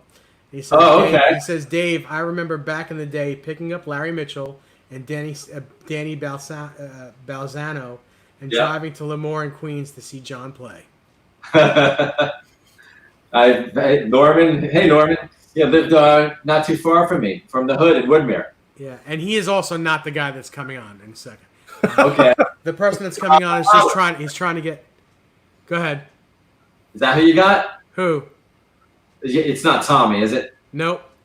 Okay. Nope. Now I'm out of guesses. It's someone we mentioned during the show. It's someone we mentioned during the show, and it's gonna be here he comes. This is your life, John. Okay. Jon Levin. Oh, Hey! Thanks, man! how you doing, man? I'm good. How are you doing? I'm doing great, brother. I miss you, man. I miss you. All right, wait. I got to give you backstory on my Greg Smith experience in life. Greg was a whole other level of rock star when I was a kid. I used to go see him in a band. He was in Cintron, and to see this. First of all, this band he was in was just like unbelievably amazing. The best musicianship. You have Greg, this guy George Cintron on guitar, who was Amazing. like an incredible legend. So I'm younger than Greg, so I used to have to sneak out of my house to go because they played till like 3 a.m. And as Greg knows, I had like these strict parents that didn't want to let me do anything. So I went to see Greg's band play, and I came home so late one night. The sun was coming up, and my dad was getting up to go to work. So I just nonchalantly walked by him as if I had gotten up out of bed to get a piece of and I pulled it off. And Your dad's work was in the same house. Yeah. How are you doing, man? You good? I'm great, man. You know, one of my. You look great. Oh, you too, brother, man. Like, you going for the curls again? Yeah, buddy. I got I got the curls and I got this. Well, man, here's to you, brother. Oh, cheers, there, brother. Oh, I'm so glad we can make this happen tonight. Well, Makes it all. I got Greg, if you don't mind, I have another very important Greg Smith story. Listen to and Greg. Greg is one of the nicest human beings on the earth. Yep. People who I forget the whole rock star Greg. There's a whole other Greg. Let me tell you who that Greg is. My dad, many years ago, had to get open heart surgery. And, back then there was an issue with like people having, HIV, and he was very concerned about the blood.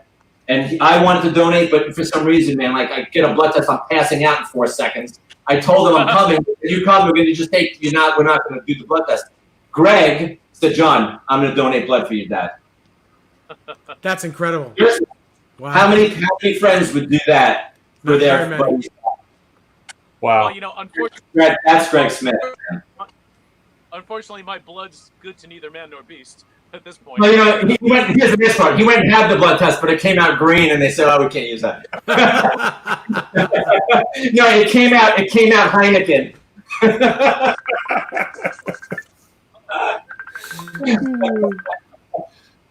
That's great. John, Christopher wants to know what kind of wine you're drinking. Duckhorn. Duckhorn. I watched a very good movie on wine last night called Sour Grapes. Did you see it? The guy made millions and millions of dollars. He's buying thousands of dollars of wine, dumping out, drinking the good stuff, filling it up with junk, recapping it, and selling it. That's an incredible documentary. Like, did this really happen? Right?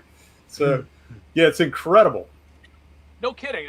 That somebody actually did that with vintage.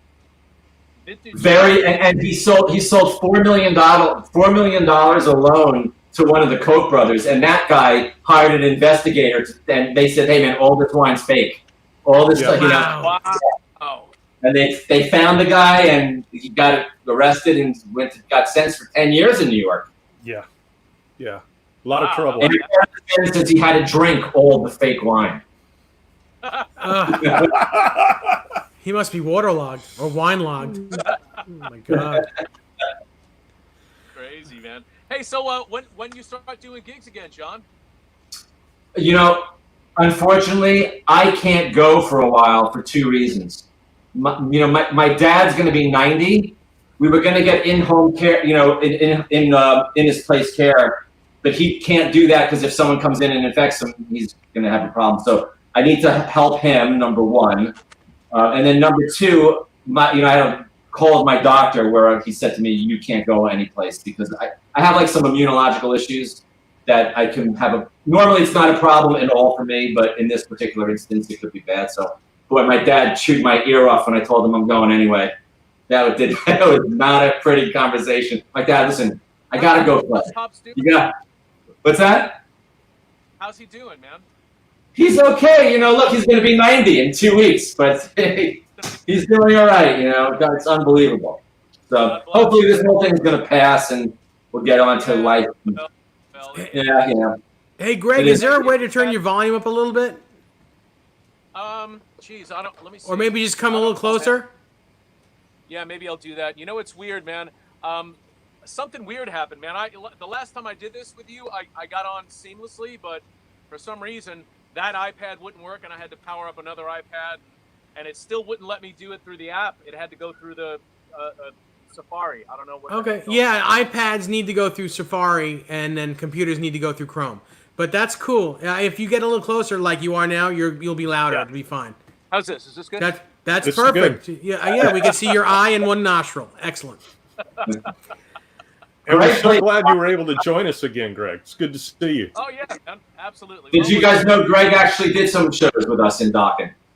Yes. I did. Yeah. Yes, we did. In 07. Yeah. Metal Hammer Festival, 2003. May of 2003. Metal Hammer. No, was it Metal Hammer? Not Metal Hammer. In Germany. What is that one called again? Bang your Head. Bang Your Head. Yeah. I have actually photos from that somewhere. Yeah. That was great. You know. Who would have thought that we play together when we were kids, and then we actually play together in Dokken gigs? You know, it's unbelievable. You know what? When we did Bang Your Head, I remember Twisted Sister was on the gig. You know. Yeah. And those guys had no idea that I was playing with Dokken. So there we are in Germany, and I just walked past Twisted Sister's dressing room. There's D and Mark and JJ and all the guys, and I just look in there. They look and see me. I go, "Hey guys, how you doing?" And I just walk by. Hold on. Hey, Greg. What the hell's he doing there? Greg, you have to tell the story of when earlier they were talking about when Larry Mitchell broke my headstock. You have to tell the story when you borrowed Mark Mendoza's bass. Oh shit! Hold on, wait. You know I bought it, right? Yeah. Oh, there it is. Yep, that's it. Oh, look at that. I borrowed Mark Mendoza's bass. Let's see if I can, you see, it goes all the way through, you know? Anyway, Yeah. So I used to borrow this bass from him all the time to play gigs with Devious out in Long Island. And so one time I'm playing the bass, and my cable gets bunched up, and I step on it, and down I go. And of course, I went down right on the Spectre, you know? Bam. Everybody had a good laugh, tuned it back up again, we did the gig. The next day I go to check out the bass, and I see that big crack. So I call Mark up, who lived in West Hempstead, like a couple of towns over from where I live. And I was like, "Hey Mark, remember when I fell last night?" He goes, Yeah, that was funny. I said, "Well, the bass kind of got cracked." And silence. And I'm like, "Oh man." He goes, "Bring it over right now," and hangs up. I'm like, "That's it, he's gonna kill me. He's gonna kill me." And if you know what Mark Mendoza looks like, Was he serious? Or was he kidding you? And back then I was probably 130 pounds soaking wet too, you know. So I bring it over to his house. He takes it out and he starts playing. He goes, "Oh man, it feels fine." He goes, "It sounds good." I said, "Well, you heard it last night." He goes, "That's okay. I was gonna smash this one anyway." Was he just yanking your chain on the phone? Who knows? He probably was, knowing him. But you know what though? Years later now, when I'm in Alice Cooper's band and I actually have a little bit of money, I still felt bad about it and I bought it from him. So Probably sounds great with the crack. I've seen a lot of videos with you with Alice playing that bass.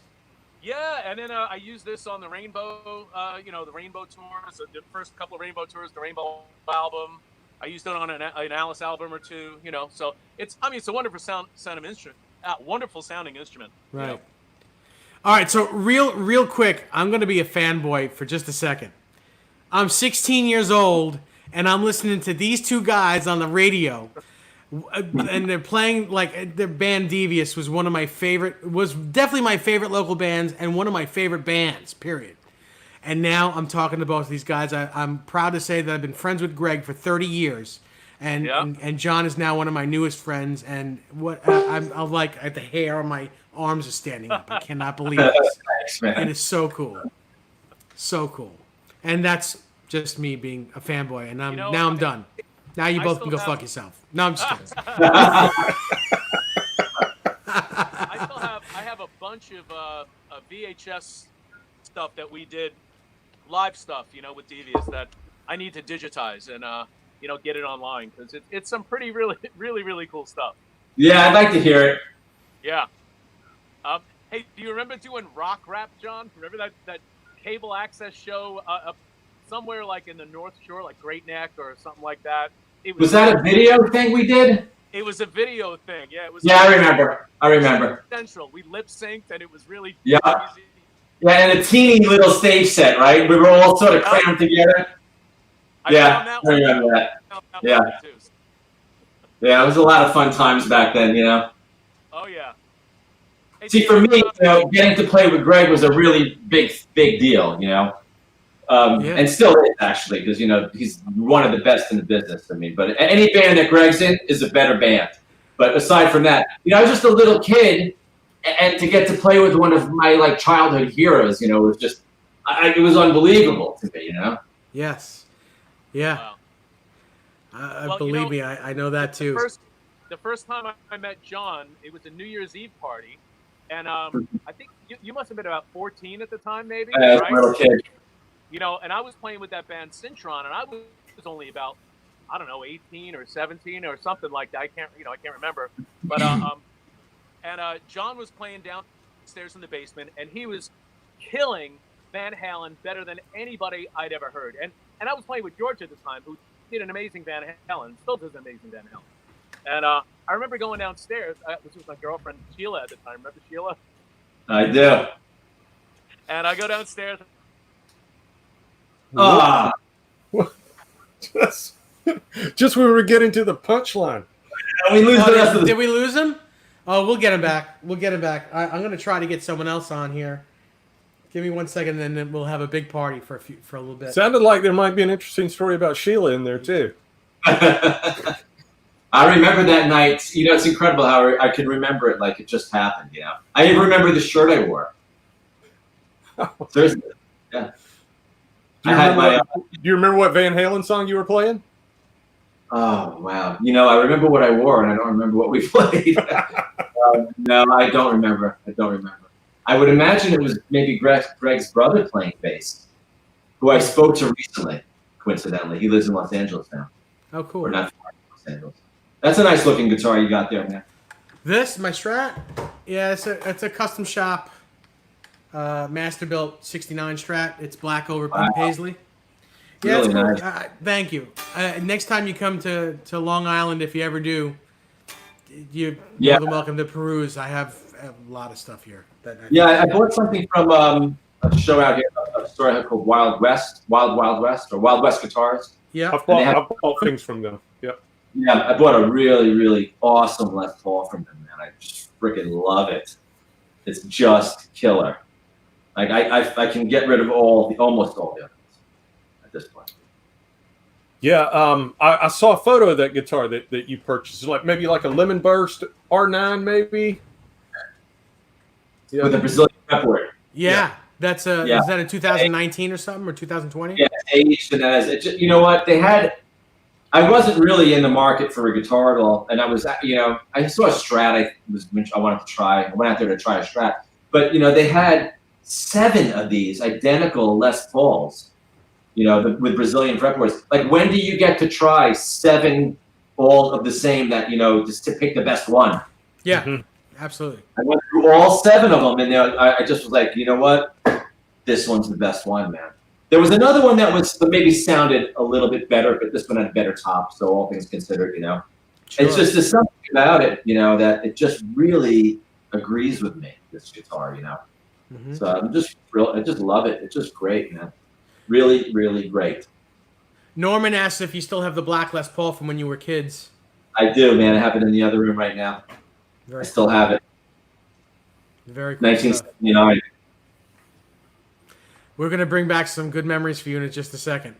This next person Thank you so much for doing it. also decided to do this, and here he is.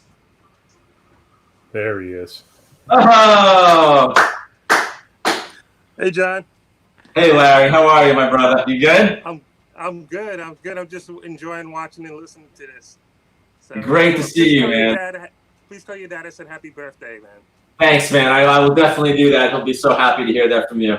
Larry's such a wonderful player, man. He came to my house, well, seemed like it wasn't too long ago, but what was that, a year ago now? Maybe Were you 2. here? 2, yeah. 2 years He's, man, you're just killing it on guitar, man. Killing. just hanging out. I remember just sitting in your room. John could learn Van Halen licks the day the record came out. I mean, he knew the entire record. One listen, 2 listens. He'd be like, I think he's doing this, and then he would just do it. You know. Larry was one of the only other guys that, like, we did the same thing. All the 2 of us wanted to do was hang out and play guitar. Gear, you know, learn the solo and play, you know. But everyone else, like, who we were growing up with around, you know, they were in a different mode, man. They were all about social and going out, and we didn't do any of that, really, man. We just knew our guitars. So that's really what it was for us. So we would, you know, hang out all the time. It was awesome. Yeah, it was a good collection of guys, too, with Jeff. Yeah. Just coming in. We grew up in a neighborhood that had an exceptional amount of great players. Wouldn't you say, Larry? Absolutely. Absolutely. Yeah. Mm-hmm. Yeah. Cool. I don't know if every other neighborhood was like that, but boy, it seemed like there was really some great talent in our areas. Yeah, when I do clinics, I talk about that. I talk about I'm self-taught, but it's really community taught, just hanging out with really great players the whole time. We were lucky. And we had you, me, Arnie, Jeff. Everybody was into different stuff. Yeah, Adam. Yeah. There was one guy, Adam Holland, who lived in our area, and you know, I spoke to him recently. He really had a tremendous influence on me. Did you see him when he played at Woodbury Academy? Yes. Okay, he played like this local famous show in my head, and he had like, this was the first time I'd ever seen a concert where someone had like stacks of Marshall amps and this custom Charvel guitar, and you know, and he was playing like way advanced stuff from where I would think, you know, at that point. So it was just a really unbelievable experience, man, as a kid. I mean, I got out of there thinking, I got to get a Marshall and a Charvel. So I did, you know? Yep. And do you remember we went to go see Syntron together with Greg. Yeah, that's right. And Greg, yeah, we used to go see Greg. Yep. And we used to go. Not only how amazing it was with the players, but remember, there's one player was it Robbie Bell or Jimmy Bell? Jimmy Bell. No. Yeah. Jimmy Bell. Yeah, great. You know, our bass player in the Dokken thing, Chris McCarville, he has another band that he's the front man and Jimmy Bell's the guitar player. And they opened for us one gig. Don let them open, so Chris did double duty. He played in both bands. And man, the band was just awesome, man. Cool. Really, really great. Jimmy's a great player.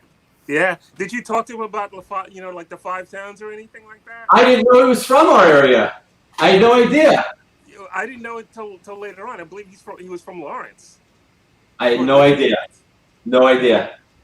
He's another great player. Yeah, what kind of a scary neighborhood that was. Yeah. Fun. Larry and I, we were kids, you know, we used to go to like the store. There was a store called Grayson's that, you know, was fairly close. Grayson's. And they, you know, we were just young kids, and they had these like unbelievable guitars where, you know, when you're just a little young kid and you'd see like they had like custom Charvels and Dean guitars, you know, and they'd let you play them and go in this little room where you could sort of crank it up, you know. So Larry and I used to go out there, and then we'd walk to the Sam Ash. There was a Sam Ash like a couple of blocks away. So that would be a big event in our lives, you know, to get to do that. Absolutely. Hey, gents, I'm back. Hey, Greg. So, hey, Larry, what's going on, man? Just hanging out, reminiscing, man. So John, man, real quick, my friend Louis Rios has. John, do you still have the Big Mouth Charvel? I do. I worked for years to save up enough money for that at a beach club. Watching, I wasn't old enough to drive. My job was like to sit in the parking lot and like make sure no, like little Johnny Levin's gonna ward off criminals. Okay, so I'd sit in the chair and watch these cars, and I did it for 3 years. And I heard from this local friend of mine, this guy Arnie Myatt, who was a guitar player, great guitar player, that there was this Charvel in this store, Grayson's we were just talking about, that had this big mouth paint job on it. So in my mind, I was buying this guitar, no matter what. And I went to the store, and I was like $100 short, I remember. And I had to borrow the money from my mother. That guitar was $1,160 when I bought it in 1981 or 82. That's a lot of money for a kid to spend. A lot. You know how much? You know how much that guitar costs now? I have no idea. If you wanted to sell that guitar, you could probably get 10 grand for it, maybe more. Really? Yeah. Yeah, it's a lot of sentimental value, Yeah. Well, I wouldn't sell it either, but yeah, that's I didn't know those early Charvels are Wow. super. Like everyone wants them, and they're none to be had. So I got a question for the three. Guitar. Got a question for the three of you. Our friend Billy DeBose asked if any of you have a Steve Stevens story from back in the day in New York. Well, I never knew Steve actually. I don't know about you guys, but I never knew him. New York. I never knew him either. He indirectly loaned an amp to me when I was in Doro to make the record, but I never met him.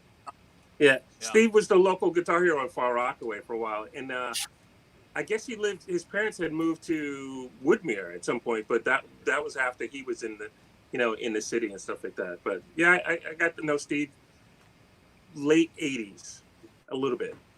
I had no idea he was from our area. Well, he's from Far Rockaway. He grew up in Far Rockaway. Yeah. Oh, no kidding. Yeah. Great player. Oh yeah.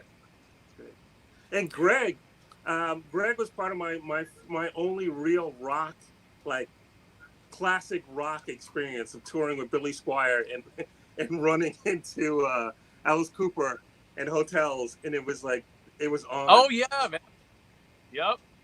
How to wake up a hotel and have police come.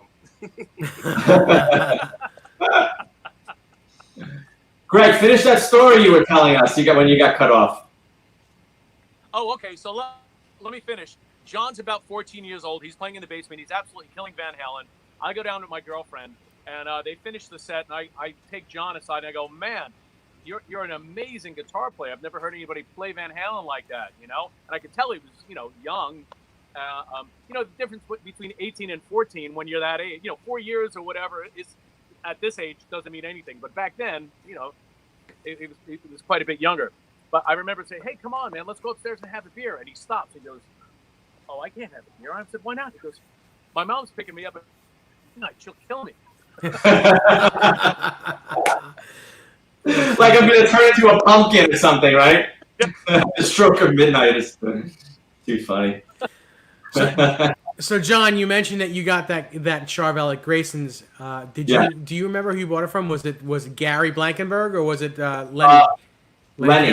Lenny Campanelli. Lenny Campanelli is one of my dearest friends, and I speak. He had a Charvel with a Heineken bottle paint. Yes, he did. I played that. He had that guitar was in this house for 3 or 4 months, and then he sold it for a lot of money to a guy. Yeah. Really? Yeah. Oh wow. yeah. Yep. I love that guitar.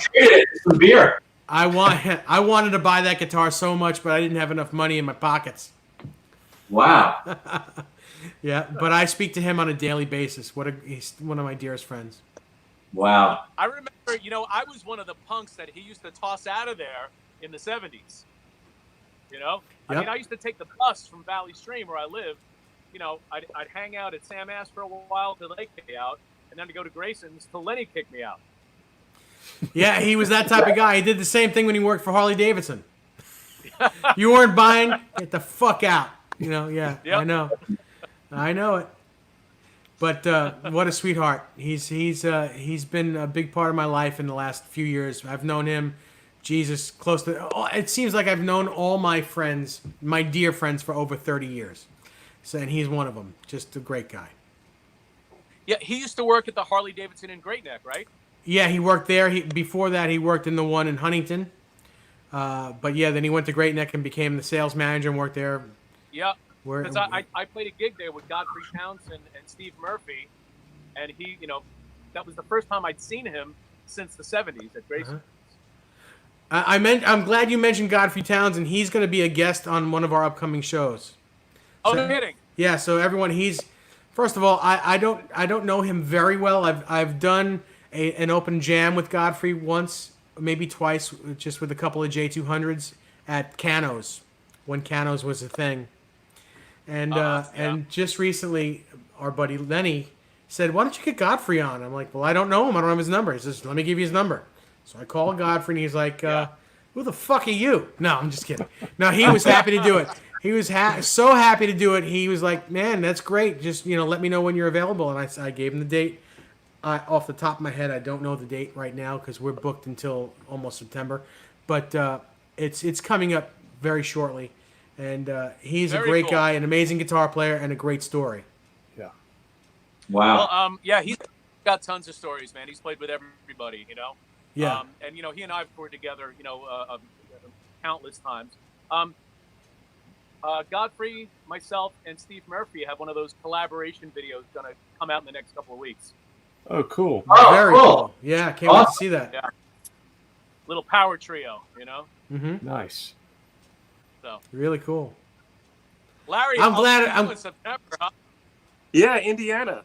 Who's playing? Indiana. We're playing St. Meinrad, Indiana, together. The second time we're doing it together, at least. Yeah. Yeah. Who's playing with you? Well, I have Maz Mazza, who's he's usually Ted Poley's guitar player. He's a Jersey guy, and then I have Jason Hartless, who's Ted's drummer, playing with me. Oh, okay. Oh, wow. That's going to be good. Cool. Yeah, it'll be a fun little trio, Is Ted going out this summer, or I mean, I guess not too much left for the summer, but No, man. It's all canceled this year, unfortunately. yeah, it's really crazy what's going on, But we'll get through it. But you know what? On the upside, it's the first time I've been home in 15 years in the summer, so my yard looks beautiful, man. Yeah, I'll bet. I got to tell you, I'm running out of projects. Yeah, I'm cleaning out the gutters. I'm planting stuff. I'm fixing this. Like, okay, what else can I do next? Running out of things to do. I turned into an 80-year-old Italian man. I got like zucchini and basil and tomatoes and Larry, are you playing? Oh, Larry, thank you so much for introducing me to Rob Nishida, by the way. He's a wonderful guy. And that pedal he hooked me up with, I'm married to that pedal, man, the Body Blow. Awesome. Yeah. Very cool. Great guy, that Rob Nishida. Yeah, he's cool. He's doing some real estate too now. Oh, good. Yeah, I think he with guitars, pedals. He comes down here once in a while. Say it again. He comes out. He's come out to my house a couple of times. Oh, okay, cool. Yeah. Daniel Balsano in the chat says, "Two of my biggest influences in the same video. Two of my best teachers." Hey, Danny. Hey, Danny. Danny's a very talented guitar player. Absolutely. Yeah, he had a great feel. I haven't seen him in so many years, but yeah, really good player, man. That's cool. Greg, what do you say? Didn't you feel like there was an unbelievable amount of talent in our areas, like for guitar and just in general? Absolutely, man. I mean, I would say like, as musicians as a whole, some of the best drummers, some of the best guitarists, Yeah, right? Well, we had such an amazing scene in the 70s and 80s that if you weren't good, you didn't get a gig, Yeah. So you have to be great, Do you speak with George Cintron ever? What's that? Do you speak with George Cintron? Yeah. Well, I mean, I haven't seen him in a little bit, but we even do some gigs together. I've done some gigs with him and Rondinelli, obviously not in about a year or so, but we occasionally do like trio gigs, three of us, and he's still out there doing it and kicking ass. He's such a great player. I mean, if there was ever a guy who deserved to be like more exposed, George Cintron's just like such an incredible guitar player. I mean, we all know him because we're from back in Long Island, but God, you know, this guy just has the most natural, incredible feel on guitar. You know, really. And how about him as a guy? I mean, he's just a really nice guy. Like just a great. You can, if you don't even know him, he'll have a conversation with you. Amazing guy. Yeah. No, but I got to jam with him once, you know, and I remember giving him one of my guitars, and he's like, just give me anything. I'm not picky. Doesn't matter. He didn't care. It's like, I don't care what it feels like. Doesn't matter to me. Mm-hmm. We lost Greg again, but I'm sure he'll come back. You know, John, and guys, one of the things I have to say is I've lived in San Diego, I lived in Santa Fe, New Mexico, and now I'm in Alabama. About that time period, even when I started hanging out in New York, there were so many talented musicians and helpful. I mean, you're always going to have a little bit of ego stuff going back and forth, but in general, compared to a lot of other places I've hung out and lived, the people did stuff without stabbing each other in the back. Yeah, it seemed like everyone was just super, super humble. You know, there wasn't any big ego scene with anybody who was a good player. I mean, I don't know if it was like that in other places, but I still to this day never really got any of that, you know, or understood. I never viewed music personally like as any sort of competition. Yeah. Or you know, it's always just in competition with. I think all of us were just in competition with ourselves, and to get better. Like we were competing with each other. You know, how do you equate music to like a sports game or a race? So even today, when people try and ask me stuff about how do I compare myself to this guy, I'm like, I don't know. You know, if you like A, you like A. You like B, you like B. You like them both. Mm-hmm. You know, but yeah, we were fortunate in that way. It's just everybody wanted to just hang with each other and jam and show each other what we're doing and our gear and our. Larry was always also not just ahead with music, but he was ahead with gear. I never had that same, like, I get too confused, man. I got to keep it easy. Larry knows how to plug stuff in and you got to do it like this. And, you know, he was always really ahead of everybody with that. You know, even to this day, I don't have the brain for it, man. I got to keep it super, like, easy. But Larry knows how to, like, get it all wired right. And I don't know. Some people can do that. All I can say is I've got two of the best musicians that do what they do right here on the screen with us, and it's an incredible thing. Well, thank you so much for putting this all together, man. Oh, it's our pleasure. Real quick, I want to give a shout out to Jackson Price. That's Ty's son. He says hello, Ty and Dave. Yeah. And Jackson is what, 14 years old? 16. 16. I'm sorry, Jackson. If you heard that, I apologize. But yeah, young kid, an amazing sports. Into sports. He's from what I hear, one of the best soccer players in the country. You're being nice, Dave. No, thank well, you. I'm just saying what I know. But welcome and thank you, Jackson. Appreciate it. Greg is going to try to come back. John, I don't know how much longer you want to hang out. If you where am I going? I'm not going to go public together. Okay, right. Well, we're here. We're here as long as you guys want to stay here. We have a lot to talk about, a lot of memories. Just, I'm having the time of my life. I normally after 2 hours on a show, I'm like, all right, guys, I want to go hang out with my fiance. But tonight, sorry, Desiree, but this is really special, and I'm glad you're here as long as you guys want to be. And I love her to death. I love her more than anything, but this is amazing. Larry was always one of those players who was fearless, too. He'd go on, Larry, you can put him on stage. He doesn't care. It's Steve Vai, I'll go down with him. Me, I'm running the other direction. No. Larry would be trying to talk me into, John, get up and play. I'm like, no, I can't do it, man. Larry's no problem. Yeah, John, you're the guitar player in Dokken, for God's sakes. You need to always play. You're in one of the, this is how our childhood personalities grew, you know? Yeah, I get it. But you're in one of the three top bands of my growing up. It was Van Halen, Dokken, and Rat. Those three bands, and you're the guitar player of one of the big three. As far as I'm concerned, you should be playing with everybody. I'm not caring who it is, because you're just an amazing guitar player. So, thanks so much, man. Appreciate it. Absolutely, John. We're gonna have to get you on stage at one of those jams at NAMM. I would play if you're gonna do it too. I'll get up and jam with you. I've been doing it for 7 years, man. We're gonna do it. We'll do it. All right. You think there'll even be one this year? Might be in 2022.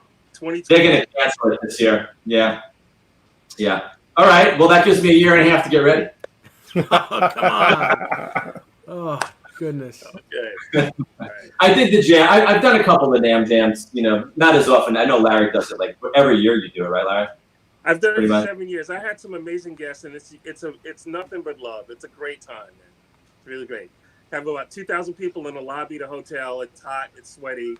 Not a good coronavirus time, but Yeah. other than that, it's great, and we have a blast. Just come up, and I've had some really great players, and I'd love to get you up there and I'll do it. Right. So how does that work? Does everyone like pick a song, or you just get up and play? We picked a song. We can do something. We can do something for real. I have singers. I have Oh, that's killer. Okay. I'm in. I'll do it. I'll do it. Cool. Got it. Yeah. I'm in. Count me in. All right. Awesome. Dan Balsano says, John, you had a Fender Champ when you that you played through that sounded amazing, and Larry, you had a giant rack in your apartment, which was crazy. He did. I told you he had the gear. He knew how to wire that stuff up like no one. I still have that Fender Champ, by the way. Well, the funny thing is, when Larry was doing gigs with that rack, I had a Nissan Sentra, like an '88 Nissan Sentra, and we put that rack and at least 2 Harkey 412s and probably 6 to 8 guitars in my Nissan Sentra, and I'd go take him to gigs and then help him set that thing up and work for him. It was just incredible. And then at like 3 or 4 o'clock in the morning, take it back to the apartment. Dave drove me to New Hampshire to do a gig. All right, tell the story again. You got to tell the story because John will get a kick out of it, Go ahead. and Greg too. What's up, guys? I'm back. I signed I got talked into signing a record deal with this company in New Hampshire, and the guy goes, "There's a record convention coming up. You should play it." And I think, did I open up for Living Color? I think it was. Yeah. Living Yes. Color. And so I go. He goes, "It doesn't pay anything." I go, I can't ask musicians from New York to come to New Hampshire and then go back to Rhode Island to do this convention with me for free. He goes, "Just use my band." And I was like, oh, okay. I didn't even think about it. So we get in the car. Dave drives me. We drive hours upon In the hours. snow. In the snow. In the snow. Full Winter. of gear. The guy said, and I only spoke with the guys on the phone. He goes, when you get to Burlington, Vermont, I think it was Burlington, get out and at this Chinese restaurant nightclub, call from there. I'll know exactly how far you are, and I'll meet you at the house. So I get out, I call the guy, pay phone, I get back in the car, and Dave turns at me and just goes, "So what are you going to do if these guys suck?"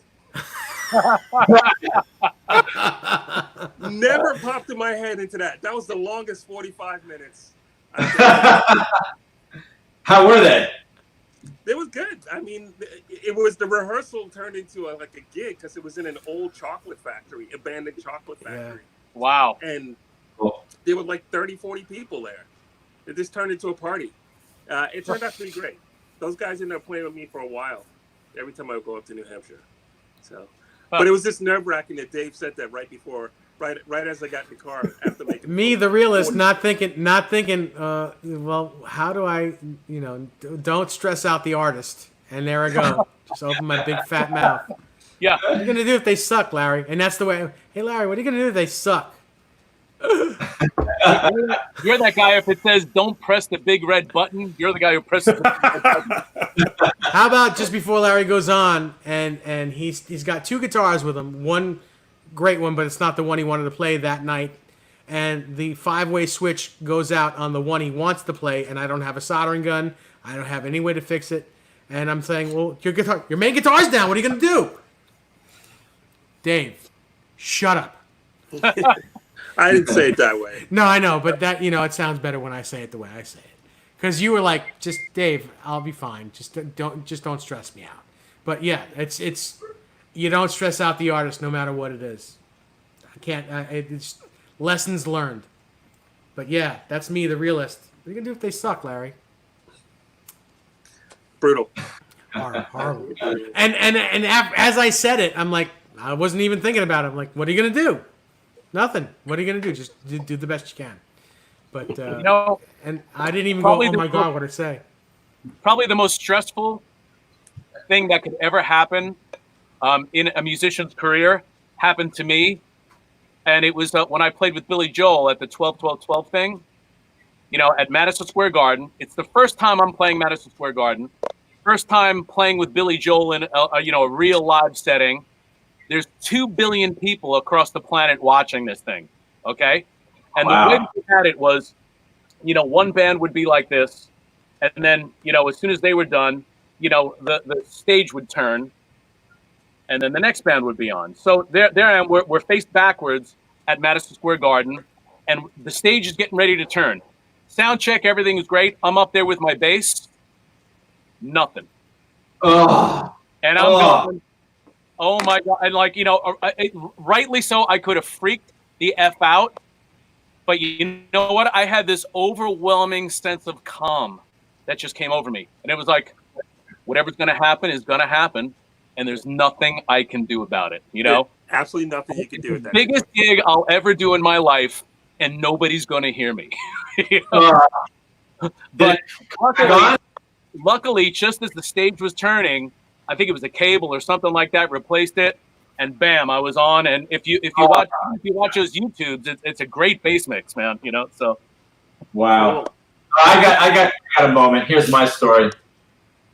We were on tour with Rat, and this guy was kind enough to get a private jet for us to do this touring. So, Greg, you may know the story. I know here's yeah. on this plane. It's the Dokken band, the four, Don, myself. I don't know. We had Jimmy DeGrasso filling in for Mick, and Sean probably on bass. And then there was Warren sitting across from me, and Steven and the rest of the Rat guys, Rob Hoffman, and then our tour manager Dave Steele. So and there was a flight attendant. So it was like a 40-minute puddle jumper flight. We were somewhere in the Midwest in the middle of this run. So we're like 10 minutes up, and then I'm talking to Warren, and then I hear some commotion going on in the front, and I turn my head, and I see smoke coming out from where the cockpit is. And I see Robbie up on his phone and frantic, and I knew something was wrong, and I'm like, uh-oh.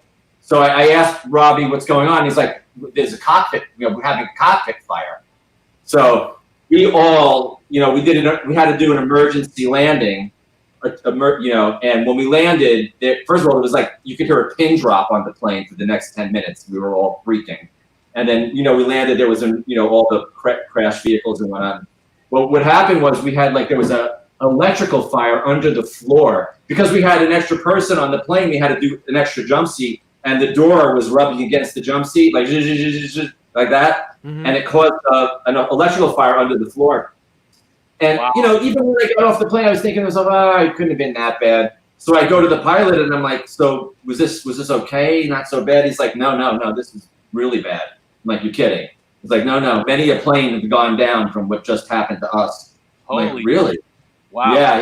Yeah, we had so there was a fire under the floor. I remember seeing the cockpit, they threw the door open, and the smoke was billowing out, and they were on gas masks, and one of the pilots jumped out of the seat, and he's like frantically pulling out drawers and wires, and that flight attendant, boy, she was pale going into the flight, but she looked like a vampire sucked the blood out of her getting out of that plane. I mean, wow. Yeah, we all were just it made the news, and that was some moment, man. Wow. Yeah. That's scary. Warren and I, this day, we talk about it like, in disbelief. It's crazy. Yeah, man. Well, you guys, thank God, thank God what we did. Yeah. Yeah, that was really a changing moment. That could have really been a catastrophe. We really dodged an unbelievable bullet that day, Very, very fortunate. But yeah, I guess when you travel this much as we do, things happen. It's unfortunately, you guys are in the air much more than the regular person, and you just pray for the best every time. Yeah. Greg, you had to have had something happen, no? Never? A couple of times, one time with Tommy James in Texas, I don't even know what happened, man. All of a sudden, we got up, and about 10 minutes in, something weird. The engines just sounded weird, and they never really came on and said what happened. But we went back to the airport, and there were emergency vehicles, and the plane just felt really rough, Wow. And I still to this day don't know what happened, but we landed safely, thank God. Another time, get this, in Istanbul. We were leaving Istanbul, Turkey, on Lord knows what freaking airline, probably some Russian airline, because we were on from Istanbul to Lithuania or something like that. So, two places you really don't want to be flying anyway, but sometimes you have to. Yeah. So, while we were on the runway, right before it took off, one of the engines blew, and I saw flames coming out of it. And luckily it was off. Wow. Jeez. Crazy. Yep. Larry, you're up, man. You got to give us one. No real plane stuff. The only plane stuff I can think of is that on a Tracy Chapman tour, I had an asthma attack in mid-flight, and we had to do an emergency landing. Oh wow. That was about it. It wasn't bad. But as far as embarrassing weird stuff, when I did a tour in 1988 with Miguel Bosé, a big Italian Spanish singer, we had done, I think, about a month and a half in Italy, and the biggest crowd was maybe 10,000 people. But we rehearsed in Italy for a while. We learned all the songs in Italian, not that I speak Italian. And we got to Spain, and he's infinitely bigger in Spain. First, the average crowd was about 20,000 people to 40,000 people.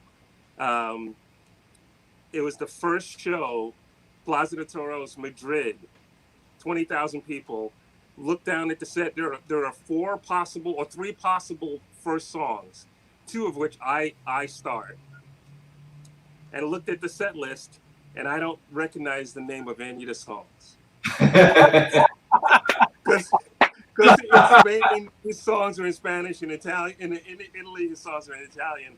And the names are different. And I'm looking, and I go to the bass player, Warren, what's the first song? And he's like, it's, I don't know. I go to Alan Childs. Alan, what's the first song? He goes, I don't know. And then we're looking at the keyboard player, and I'm like, what is the first song? So he tells me it in Spanish, and I'm like, yeah, tell it to me in Italian. And he's looking all confused, like, why? Because he knows I don't speak Italian. And we finally make it through, I think it was the third song, where the cameras, the side field cameras are on me. There's Miguel's talking to the audience, and then there's another camera in front that slides over to me. And I realize I'm definitely starting this song, and I have not a clue as to what it is. I think I know what it is, but I don't know.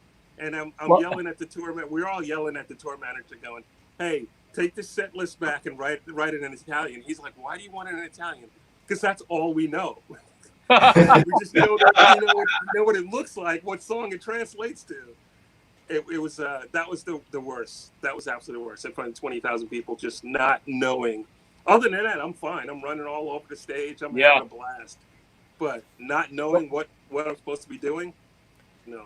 Man, the only thing I had a similar situation to that my first tour with Taiketo, because Taiketo's spread all over the place. Danny Vaughan lives in Spain, Jed lives in England. Guitar player Chris lives in Atlanta. And then there's me here, and so we really didn't rehearse at all. So it was just up to me to learn the tunes, and I learned the tunes, but I didn't remember all the names I didn't know the tunes by the names of the songs. You know what I mean?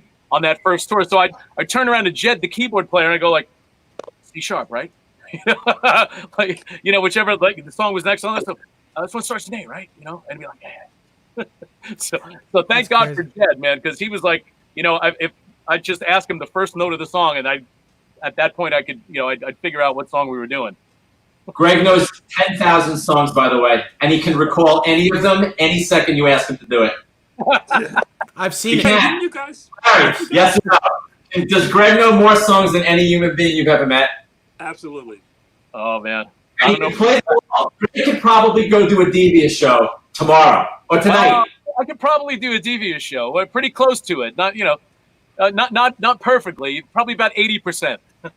Did you guys both do a Doro Pesh tour? No, that was Tommy Henriksen. Yeah, it was Tommy. Okay. I got a good Dokken story. in 2004, we were on the road, and our tour manager wasn't around. And I, everyone was like, "Where is he? We have to get on stage soon." And I look at my phone, and I had a message, and I listen to the message, and I hear a message from the tour manager going, "Jon, come bail me out, bro. I'm in Oklahoma City County Jail. Come bail me out." I'm like, "What?" So we did the gig, and right after the gig, we didn't even change. So there, I'm still in my stage clothes. We get on the bus, drive to the Oklahoma City County Jail, where I, as an attorney, go into the jail to try and get our tour manager out of jail. And I go to the front. I had like some makeup on still, leather pants. And I'm like, "Hi, I'm an attorney. I'm here to see such and such, my clients." She's like, "You're an attorney?" I'm like, "Yeah, I'm an attorney." I'm like, I had to show her my bar card. Then she believed me. Like, "I want to go see my client. He has a right to counsel. I want to go see my client." She brings me back into the holding area and tells me what happened. And she tells me, "Look, we don't process anybody out till 10 in the morning." I'm like, "We have to go. We have like a 6-hour drive. He can't stay in jail overnight. I have to get him out tonight." So long story short, I got him out of jail. They processed him out at 10 at night, and we got out of there. It's amazing. Yeah, I'm an attorney. Yeah. I only play a rock star on TV, which is the truth. I wouldn't have believed her either. Believe me. Yeah. Oh, it's so funny. God, great stories.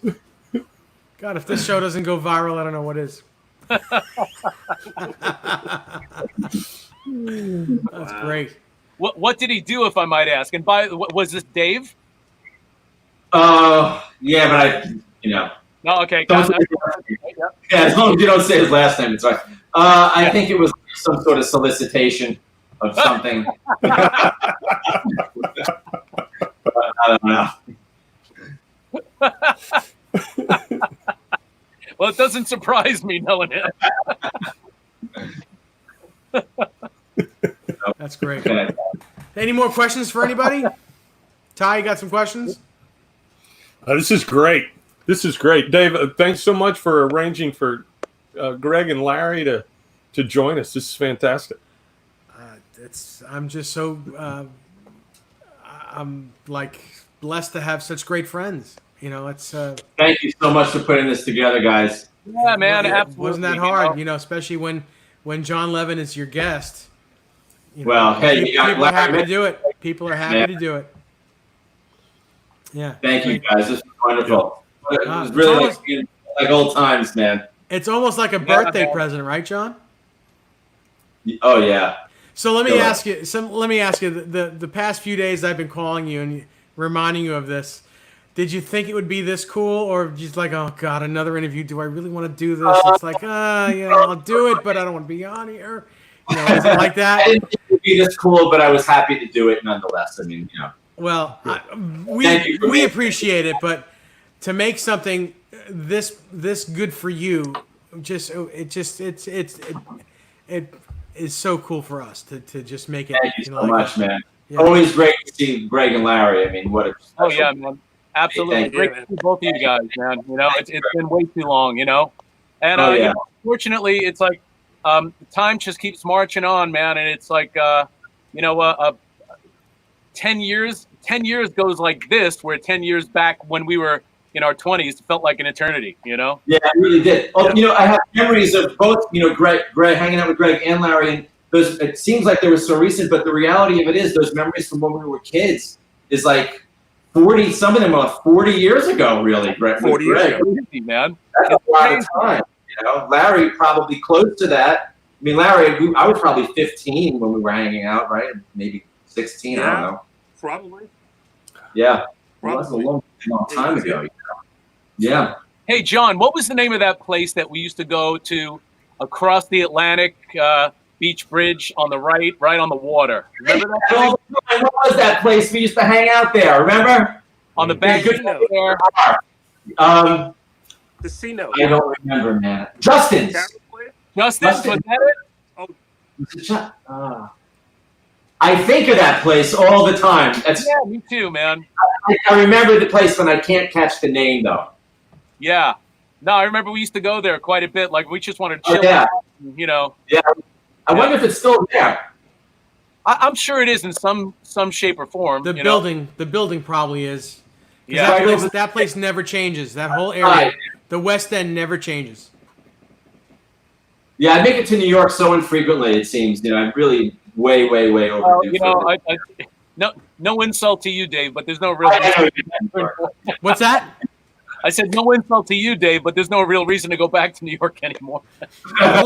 Listen. Me and Desiree want to get the hell out of here too. Yeah, in my childhood brain, I keep thinking we're all in New York. None of us are in New York. I know, man. Dave I know. I am, but me and Desiree, we want to get the hell out of here. As soon as I get a kidney and I'm healthy enough to leave, we're moving. We're moving down south.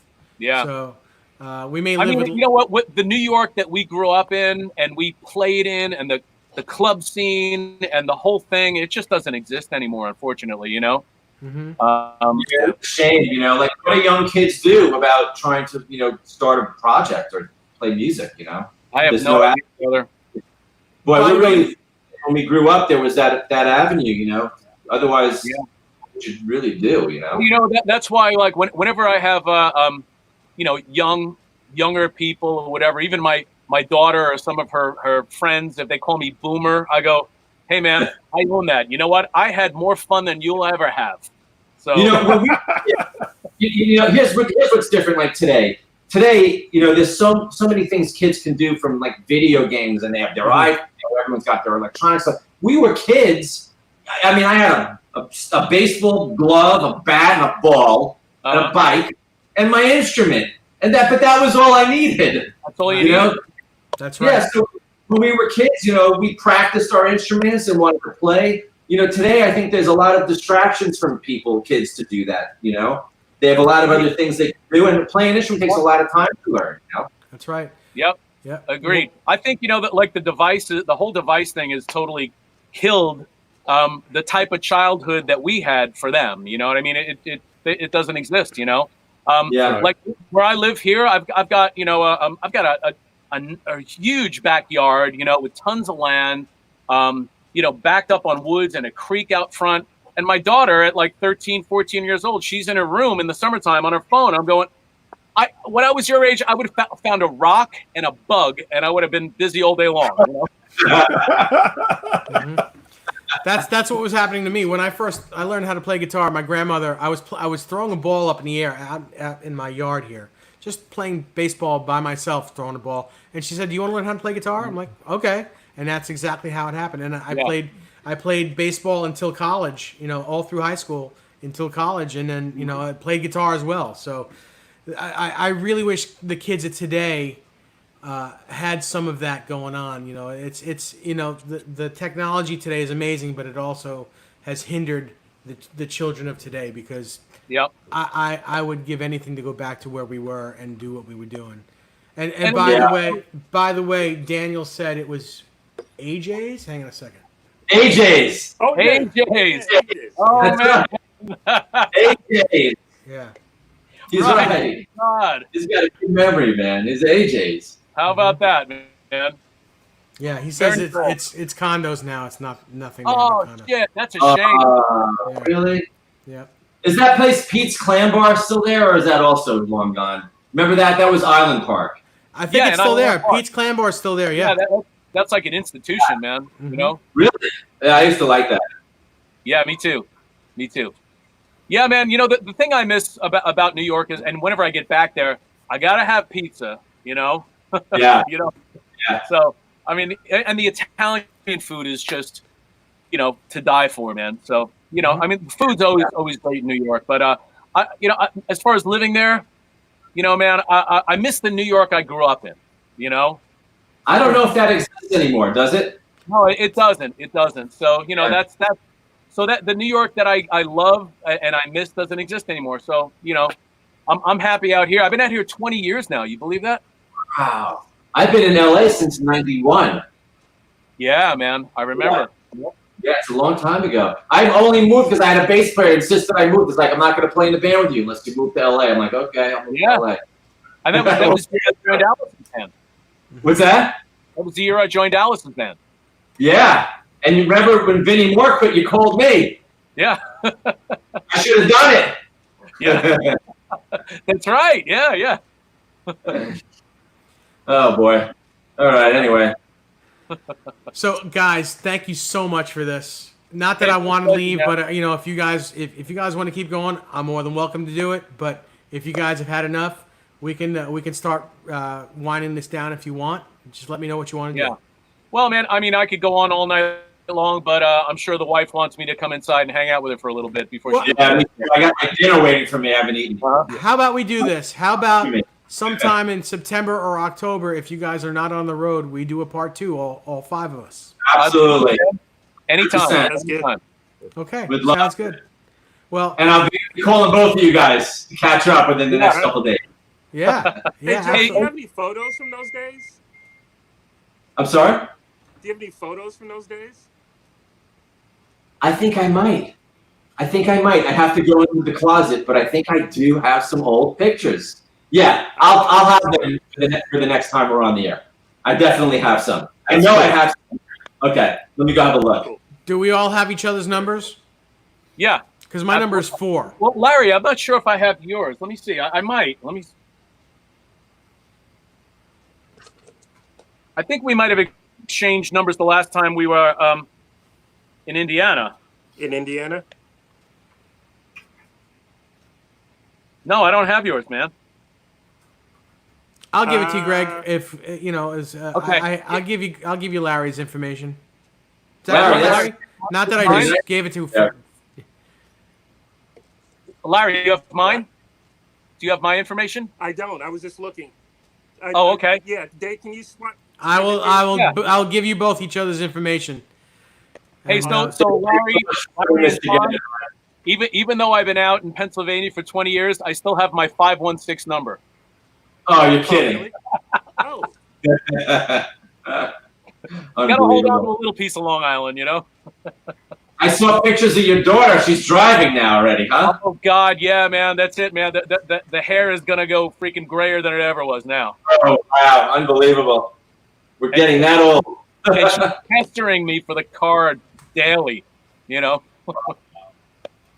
wow. so, all right. So everyone in the chat, thank you so much for Thank joining you all. us and being a part of the show. This is My an incredible pleasure, man. night. Larry Mitchell, Greg Smith, Jon Levin. What a pleasure tonight was. I mean, I pretty much do this for a living now, but this has to be one of the biggest nights for me personally. I want to thank all 3 of you. I want to thank Ty Price for always doing this with me. Thank you, gentlemen. Thank you, guys. Thanks, Ty. Check us All right, out my next pleasure. Thursday. I can't even think straight, so I can't even remember who we have on next Thursday, but we'll get that out in the very near future, in the next couple days. But again, everyone, just stay with us while we do this ending real quick, and we'll say goodbye off camera. Everyone, good night. We'll see you next Thursday night. Check me out tomorrow night Good night, on the Johnny everybody. Bean Show, 8 o'clock Eastern Good night, everybody. on the Johnny Bean channel, and you're here with Ty Price Good night. and myself on NEZ Says.